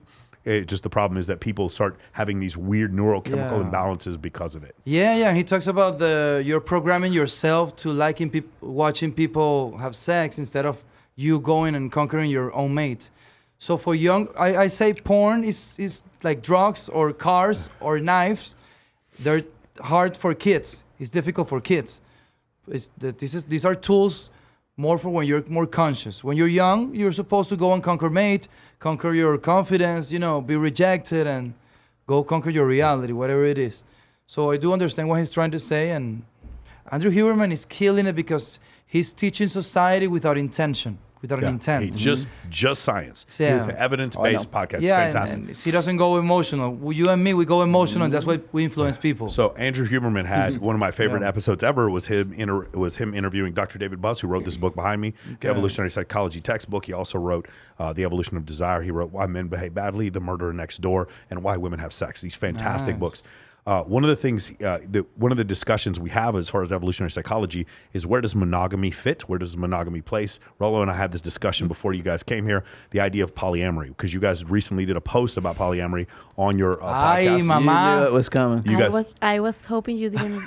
So you don't want to bring it up? no, it's No, fine, yeah, it's fine. yeah, Okay, yeah. so That's why we made the post. I have a question from Hannah Nicole from Louisiana. Okay. And her question is, I want to know. Nicole. Yeah, I want to know what's one thing misunderstood about polyamory, and has temptation in the industry affected that decision for you?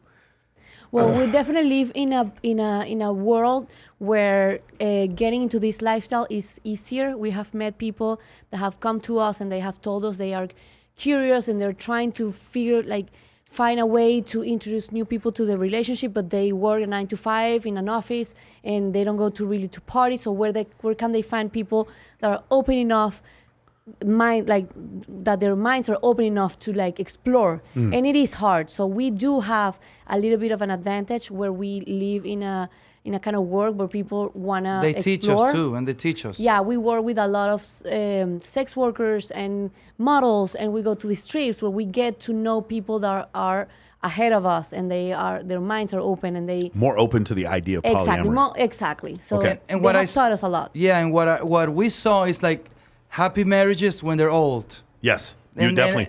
I mean, that's a paradise challenge. Exactly. I mean, you see them all so the it's time. I'm Exactly. like, wait, this couple is super connected. They've been together for 40 years. They're experiencing this. They're both successful economically. They have kids. So, and I see the other side, conservative people cheating on each other, Divorce. being fat. I'm nothing against fat. I used to be fat. But more into the lazy side of things. So me and Christina, we said should we experiment this? And we have teachers, basically people that influence us. And we started experimenting 5 years ago, and it brought us together. It light a spark on us. We are very conscious of our relationship. We're still monogamous in this, Yeah, of course.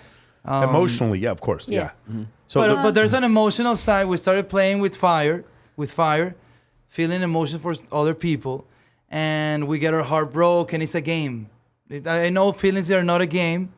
This is so hard because people are gonna misinterpret this, but basically we always come back home, and we are home. We believe that there's nothing that we can play if we don't have a solid home.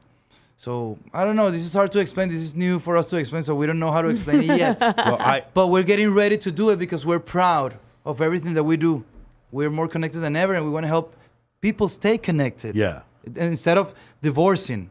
I hate divorce. Everybody gets divorced. Yes. And everybody's freaking poly in a way. You're either thinking of somebody else when you're having sex with a when the monotony comes, or you're masturbating, or you're cheating on each other because everybody cheats. So it's crazy. Most people cheat. Sorry. So it's hard. I asked the question to you guys. I don't need to ask you because I already know the answer. Yeah. But the idea is monogamy the natural state for Homo sapiens? And the correct answer is Homo sapiens live a lifestyle of polygamy interspersed with short periods of monogamy. And that's what our ancestors did. When men and women would have a child together, there was about a 3 to 5 year pair bonding period for all of them. But what we've done is expanded that to 80 years. And sometimes that doesn't work, right? That makes it difficult. I have a question for you. I'm openly polygynous, meaning I have the girl, whoever I'm seeing, and I will date women together. Why polyamory as opposed to, do you guys try polygyny, polyandry, or anything else? Well, the thing is, even poly is hard for us because that doesn't describe us. We're basically trying to create our own word. Okay. Because like a rebel, we like to question all the labels and create our own reality. Once a label, you read a description on a label, you're like, "Epa, I don't fit there." That's why like liberals or Democrats, you're like, for sure. Some things I don't like. When you have a tag, you kind of have to follow some kind of rules. So we came up with this name. It's called open-minded relationship because we've experimented different things. Shout out to Adam. Shout out to Adam, yeah. Things that we have tried and didn't work, and we come back, and then things that we have tried, we like, and we evolve them. So there's no rules in what we are willing to try. We are down to try everything as long as we're together, and it's gonna make us better.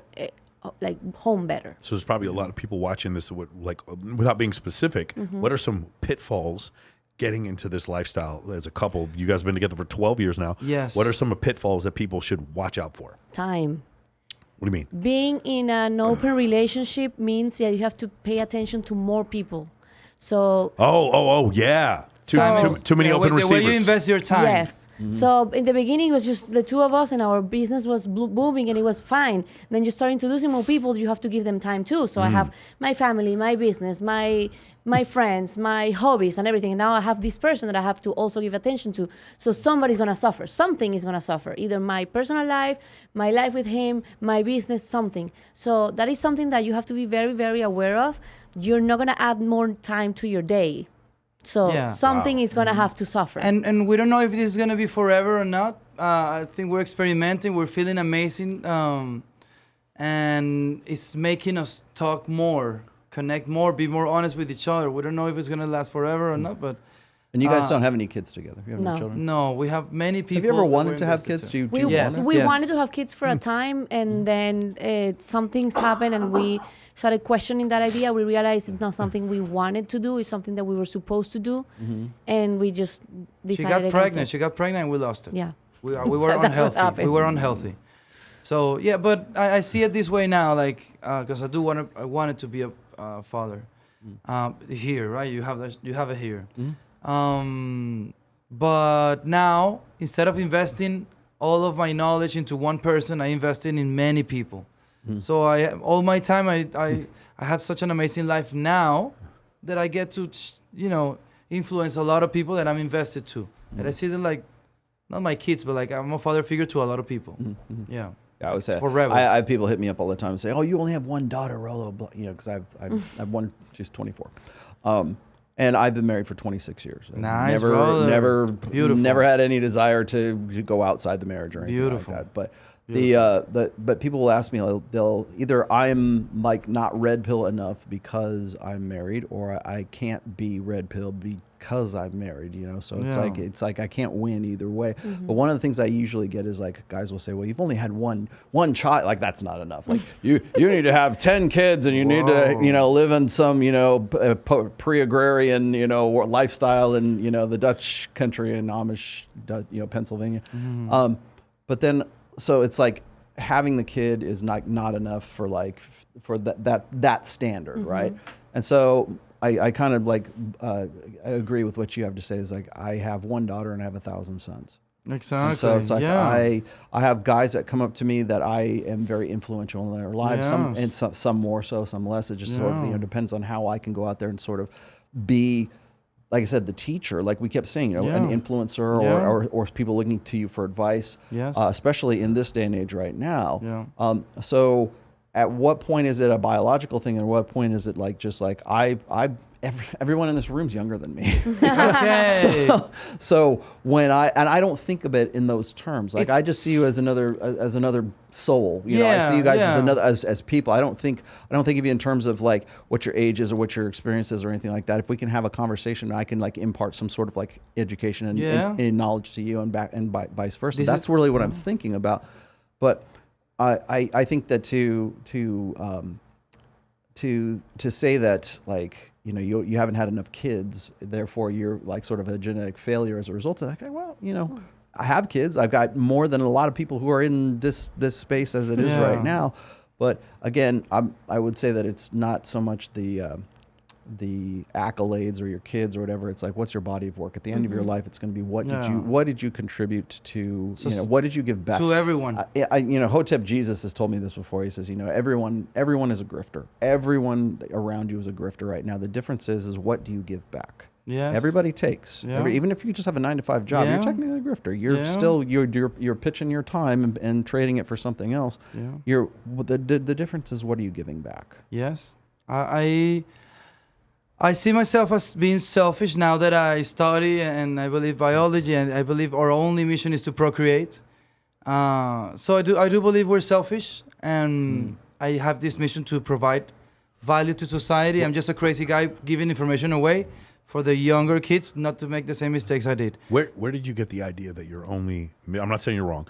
Where did you get the idea that your only mission is to do you read? Well, I'm not. I believe I'm an animal. I believe I'm an animal. Was there anything you read, like The Selfish Gene? By Oh, Richard Dawkins? many. Well, documentaries. Okay, and got stuff, it. and yeah. That is the main topic of my podcast. I believe I'm an animal. That's it. Yeah, Nothing else. The main topic of this podcast is taking natural selection and applying it to Okay, psychology. okay. So that is one of the Yeah. basically it's not necessarily that you're on this planet to procreate, but you have genes that are tricking your phenotype, your body, in order to procreate, so that it can pass the genes can pass along themselves. But you are in this, like every animal missions is For sure. is to procreate, eat, have sex, and procreate. Yeah. And we're so smart that we created philosophies and things and complicated our life, but we just need to exist. It's all about the next generation. We did it to impress women. Passing on your DNA. Yeah, Can I on the before we leave the poly thing? So is this new for you guys? Yes. Like The within last- romantic- The coming out of the closet The is coming out of new, the closet, but we've been exactly. experimenting for about 5 years now. 5 years. Okay, so in that 5 years, have you ever experienced like jealousy or All the Every time. day. between All the Yes, time. like you're 5 spending too minutes much ago. time because you were saying it's 5 time minutes ago. management Yes. versus 5 time minutes management? ago. It's all about jealousy, brother. It's amazing because it reprograms you to see jealousy in a different way.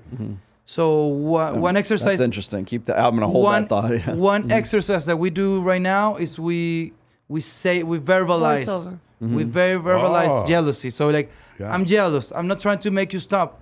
I'm just like, I just want you to acknowledge me. I'm being jealous for this act. Continue along. I'll try to reprogram myself because we believe we're not our feelings. We believe we can control our feelings and. And jealousy It's a personal thing. It's not necessarily a bad thing. It's a good thing. It's our body we're telling. protecting. Yeah, It's your an body is evolutionary protecting your fail-safe other, is what your it other is. person. So Yes. just acknowledge it, know that you're feeling it, and manage your manage it, and say, hey, I'm jealous. Just so you know. Usually, when you voice it over right at that moment, and not 2 days later, 3 days later, if you say at that moment, I'm jealous. The other person is going to try to help you, and it's going to make you feel better. And you're going to be, okay, you know what? I'm fine now. Continue. I'm good. I'm going to keep at See, my that's thing. my that. Nice, So exactly. I'm not gonna say this is like my problem with polyamory or Yeah. poly, whatever it is. It's the very fact that because we have an evolved sense of jealousy. Yeah. We have an evolved sense of wanting to mate guard. That woman is mine. That man is mine. I have an investment. We have Exclusivity, exclusivity between the two of us because we have a mutual investment in one another. And if there's kids, and that's why that's about kids. If there's children involved, then that jealousy Yeah. becomes something even more than that. So like when I'm criticizing someone like Dr. Jeffrey Miller, for example, who is openly evangelizes about like polyamorous lifestyles and everything, his number one I would say concern is the jealousy factor that goes into that, because we have an experienced jealousy for a reason. It is a function for us because we Yes. don't, like men, don't want to get cuckolded. Yeah. Women don't want to have their investment in their long-term security investment in that man challenged, because that's why we get jealous for different reasons, right? If there's infidelity, it's like, did you fuck him? Where'd you fuck him at? Blah, blah, blah. For women, it's, do you love him? Or, am I going to lose out on my emotional investment in this situation right here?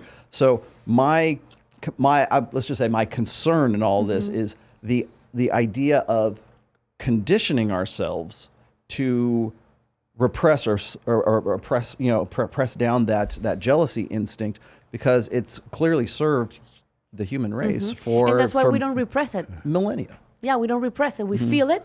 We voice it over. We say that we're feeling it, and it usually just goes away. And I gotta say, I don't try to promote poly or monogamy or. Usually people say it's not for everybody. No. It's for me, but it's not like, for everyone. Like substances. It's like heroin. Heroin's Like- fun, but it's not for everyone. No, Don't try heroin, kids. Don't try. Driving But is it's not super for is fun. everyone. It's super fun. Yeah, vegan is not for everyone. Carnivore is not for everyone. A freedom of a freedom of ideas. They are like what Neil deGrasse Tyson says, an arena of ideas. Let's all compete, and let's be honest with our reality. There's the good and the bad, and with information, the next generation can make informed decisions. We all have different standards. We all dress the same, differently. We all differently listen to different music, different food. It's We about all get down. Everybody exactly. gets down. So it's about competing. I'm not trying to promote the orangutan way. This is just me. I was fucked up when I was a kid. This is my reality. Let me participate. I give in value to society. I have a wife. I pay my taxes. I do the best I can. Why do I pay my taxes? Exactly, So- right. So, come on. Dr. Buss would say the way the blank slate model is evolution, or I'm sorry, is jealousy is a immaturity, is a function of immaturity, and Dr. Buss would say evolution is an evolutionary adaptation. I'm sorry, jealousy is an evolutionary adaptation. So that's essentially what it is. We didn't know that before, but later on, as we test through evolutionary means, or the 39. So basically, this gentleman right here, he did a survey of 39 different cultures. Okay. Many of these cultures were like the Yanomamo tribe in South America, and different cultures that had no contact with the outside world whatsoever. So you can't say it's culture, right? And in all of these cultures, men were more interested in casual sex than women were. Women preferred men who were taller than them. Didn't have to be 6 feet tall, but had to be taller than them. Men were interested in women with signs of youth and facial symmetry at a 0.7 hip to waist ratio. Women were more interested in men that had a 1.165 shoulder to waist ratio. Okay. There were all these different things that were universal amongst all these different cultures, even though these cultures had no contact with each other other than the fact that they all had 23 chromosomes, right? It's health. And so what does that mean? That means that these are naturally selected for ideas, including jealousy. Jealousy was an adaptation that existed in all 39 of these cultures. There was a study one time where they were trying to say jealousy doesn't exist in these Native American cultures. Later on, when they tried to replicate it, of course they found that it was. It clearly was like jealousy. Like the majority of murder that happened during the last 3,000 years was men killing other men over women. So jealousy is a natural adaptation. And you guys, now here's the thing: what I just expressed is what is or what was. What you guys choose to do with that is your decision, which is what you're expressing right now. Yeah. It doesn't mean that you have to use this for good or bad or whatever method you guys want to use. I know some people. We had a girl in the show who's poly, and she talked about frequently she had better sex with her boyfriend when she saw her boyfriend with another girl. That made her more turned on, made her more jealous, and then the sex was better afterwards. If that's the tool you want to use it for, that's fine. But people can choose to use it in different ways. Yeah. It's interesting, brother. It's all about experimenting. I'm of the opinion that we human beings are innately promiscuous. Yeah. And we are also innately monogamous. It can be both, right? Yeah.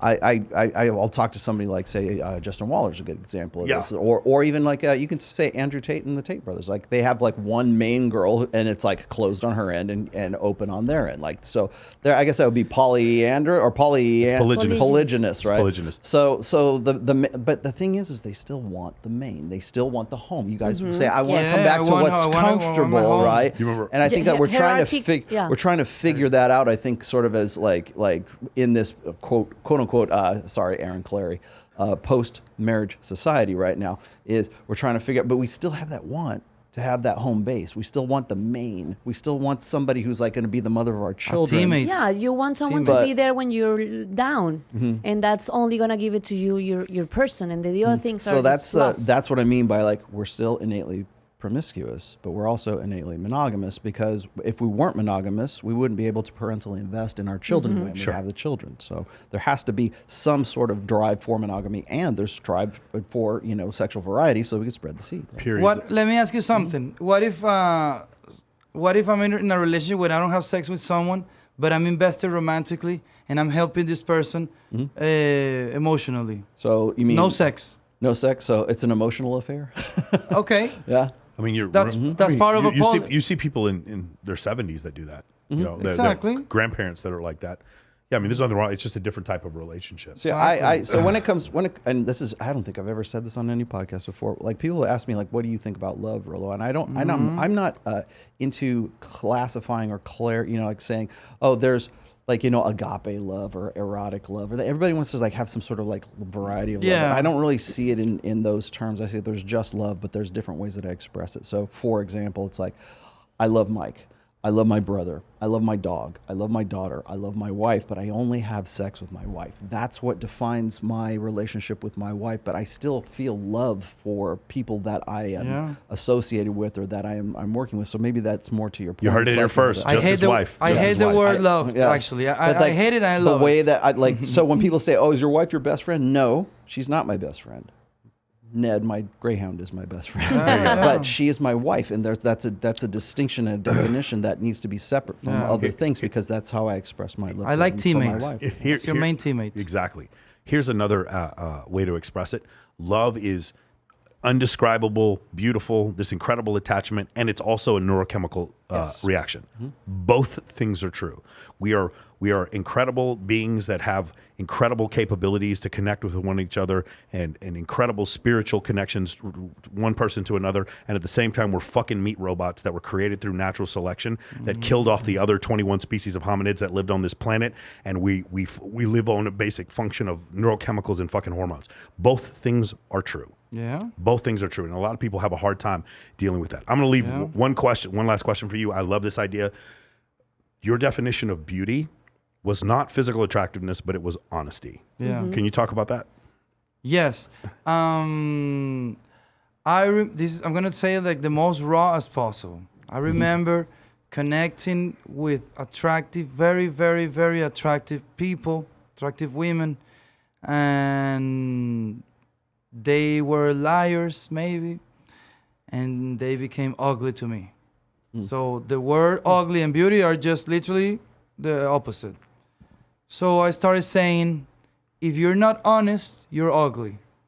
So beauty, I can tell you're attractive, your booty is beautiful, your face is gorgeous, or your booty is attractive, is fit, I don't know. But I'm trying to detach the label beauty.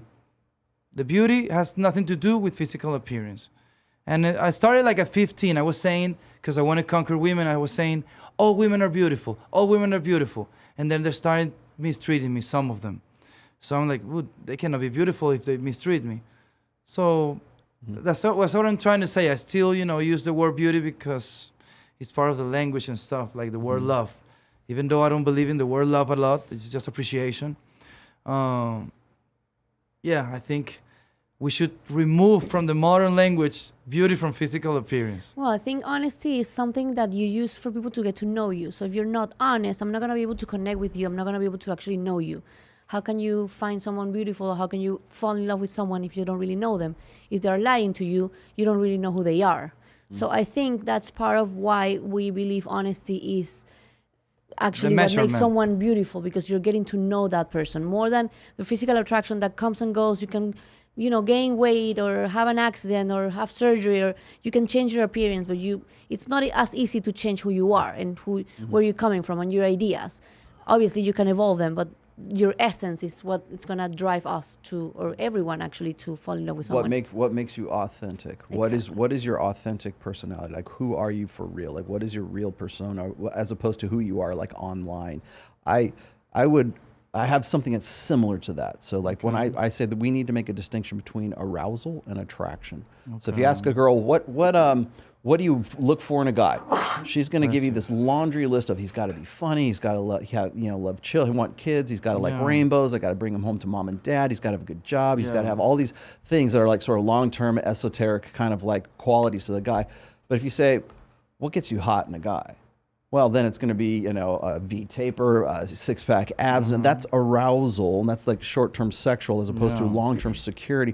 And it kind of goes back to the same thing. It's like you were just describing this. Like, a girl can be absolutely stunningly beautiful and very arousing, but she can be ugly when it comes to attraction to the opposite side of it. Like, what is the the meat puppet, looks very, very good, but what is the value added beyond that? Because you can have some very, very beautiful swimsuit models who are just complete bitches, and they're very ugly on the inside, or they're very they've got problems, or they've got daddy issues, or they can be like the hottest stripper in the club, but she still has daddy issues. She still has something going on. So maybe in the sense, like the word, like it almost comes down to semantics. Like it's the word, the terms that you're using is like beauty. You're using that to describe something that's beyond just like a hot piece of ass.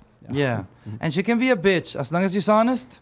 I like her. I love honesty. I'm right there with you. I love honesty, bro. I thought, in fact, one of the questions I get often is when I have a lot of these models on, they're like, Michael, how do you talk to these fucking vapid ass women? I'm like, it's my job as an interviewer. It's my job as an interviewer to make them interesting, because everyone has the most vapid woman you've ever met in your life, or most vapid man you've ever met.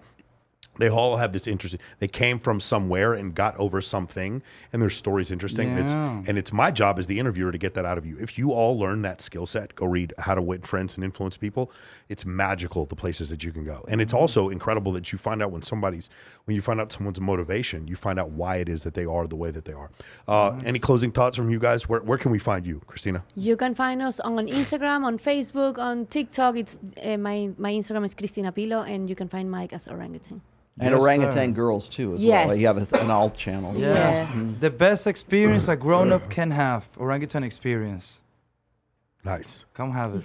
I got one last super chat here that just came in right now. Excel Self says, funny thing, most guys don't even know what they want in a woman. Worse yet, they think a girl is getting proof of being worth instead of understanding how they don't even love themselves. Exactly. So men define themselves by the attractiveness of the woman that they get, right? Which is motivation for a lot. Like sexual motivation is the last chapter in Think and Grow Rich by Napoleon Hill. So yeah, it makes sense. Like I understand that, but like that is, you have to have some level of internal self-worth, or else you're always going to be seeking. I mean, it's like you can find like Lake Tahoe beautiful, a sunset beautiful. It doesn't give you a hard on, but it is beautiful. You can see art and say that's very, very beautiful. But it has nothing to do with the arousal factor of, you know, of what it is. So, you know, I've been getting a lot of into this like smells. Andrew Huberman talks about smells. So if I smell someone and I can't connect, then I understand now I'm not made to mate. I'm not made to mate with that person. That's interesting. So smells tell you a lot, and tell you a lot about health, which is that's beauty, health. Yeah, and everybody knows where to find me. I'm at The Rational Male, therationalmale.com. You can find all my books on Amazon. Just look up The Rational Male. And also, if you want to give me shit on Twitter, I am Rolo Tomasi at Rational Male. All right, guys. Hey, check it out. Tomorrow, for those of you watching on the live stream, tomorrow night, we're going to do Access Vegas. We got some incredible ladies that are coming on for the two of us to talk look to. at that thumbnail. Yeah. Also, listen, I learned so much from going on Fresh and Fit. Shout out to them for having me on for 3 fucking nights, man. Or actually, I did 4 shows with them. Valuetainment, too. I did 2 shows with Valuetainment. I did 2 shows with Justin Waller, man. I did 7 shows in I did Miami. 3 shows in a row on Wednesday. That's crazy, That was man. exhausting. That is crazy. Anyway, so we're going to be talking about that and a lot of other crazy stuff. So please go check out Access Vegas. It's going to be on my channel live streaming, and it's going to be on Rolo's. This is going to come out next Wednesday when I post this part. Please subscribe to my channel so you guys can get notifications whenever we put out a bunch of new stuff. We started putting out clips every day, which has been pretty awesome. And I'm really excited to see you guys later. I know you guys are shooting more people while you're here in Las Vegas, which is really incredible. If anybody's out there and wants to hit up Orangutan or Christina about shooting, you guys definitely should do that. It's absolutely worth it. There's tons of testimonials that you guys will find, and it'll be completely terrific. If you guys want to learn more about my program, Men of Action Mentoring, just go to moamentoring.com and you can learn, hey, Michael, how do you get all these people on your podcast? How do you network with all these people? How did you end up on that podcast? How did you get this guest? All these different questions that you guys have. Or you go to my Instagram and you're like, how the fuck did you end up there? Go check out moamentoring.com. There's 50 in the description. It's in the descriptions. There's 50 testimonials on there. You guys, not only do I recommend you guys go check out the testimonials, I recommend you connect with those individuals in the testimonials and ask them to their face, or ask them on social media, do you stand up? Do you recommend my program? And then see what they'll tell you. That's what I would do if I was skeptical like you. And I recommend that all of you are skeptical and you come check out my program. It's the only program I endorse. I love it. I got an endorsement, Rolo Tomasi. I made it, Mom. I do go to the Zoom calls. I am my fucking. You got me. My guidance counselor said I wasn't going to be shit, and now look at me now. I'm on a podcast with Christina, Rolo, and Michael. Guys, we love you all. And thank you guys for coming so much. I love getting your background and having you here. It's such. We always have a great conversation. I love it. All right, guys, and we will see you all next week.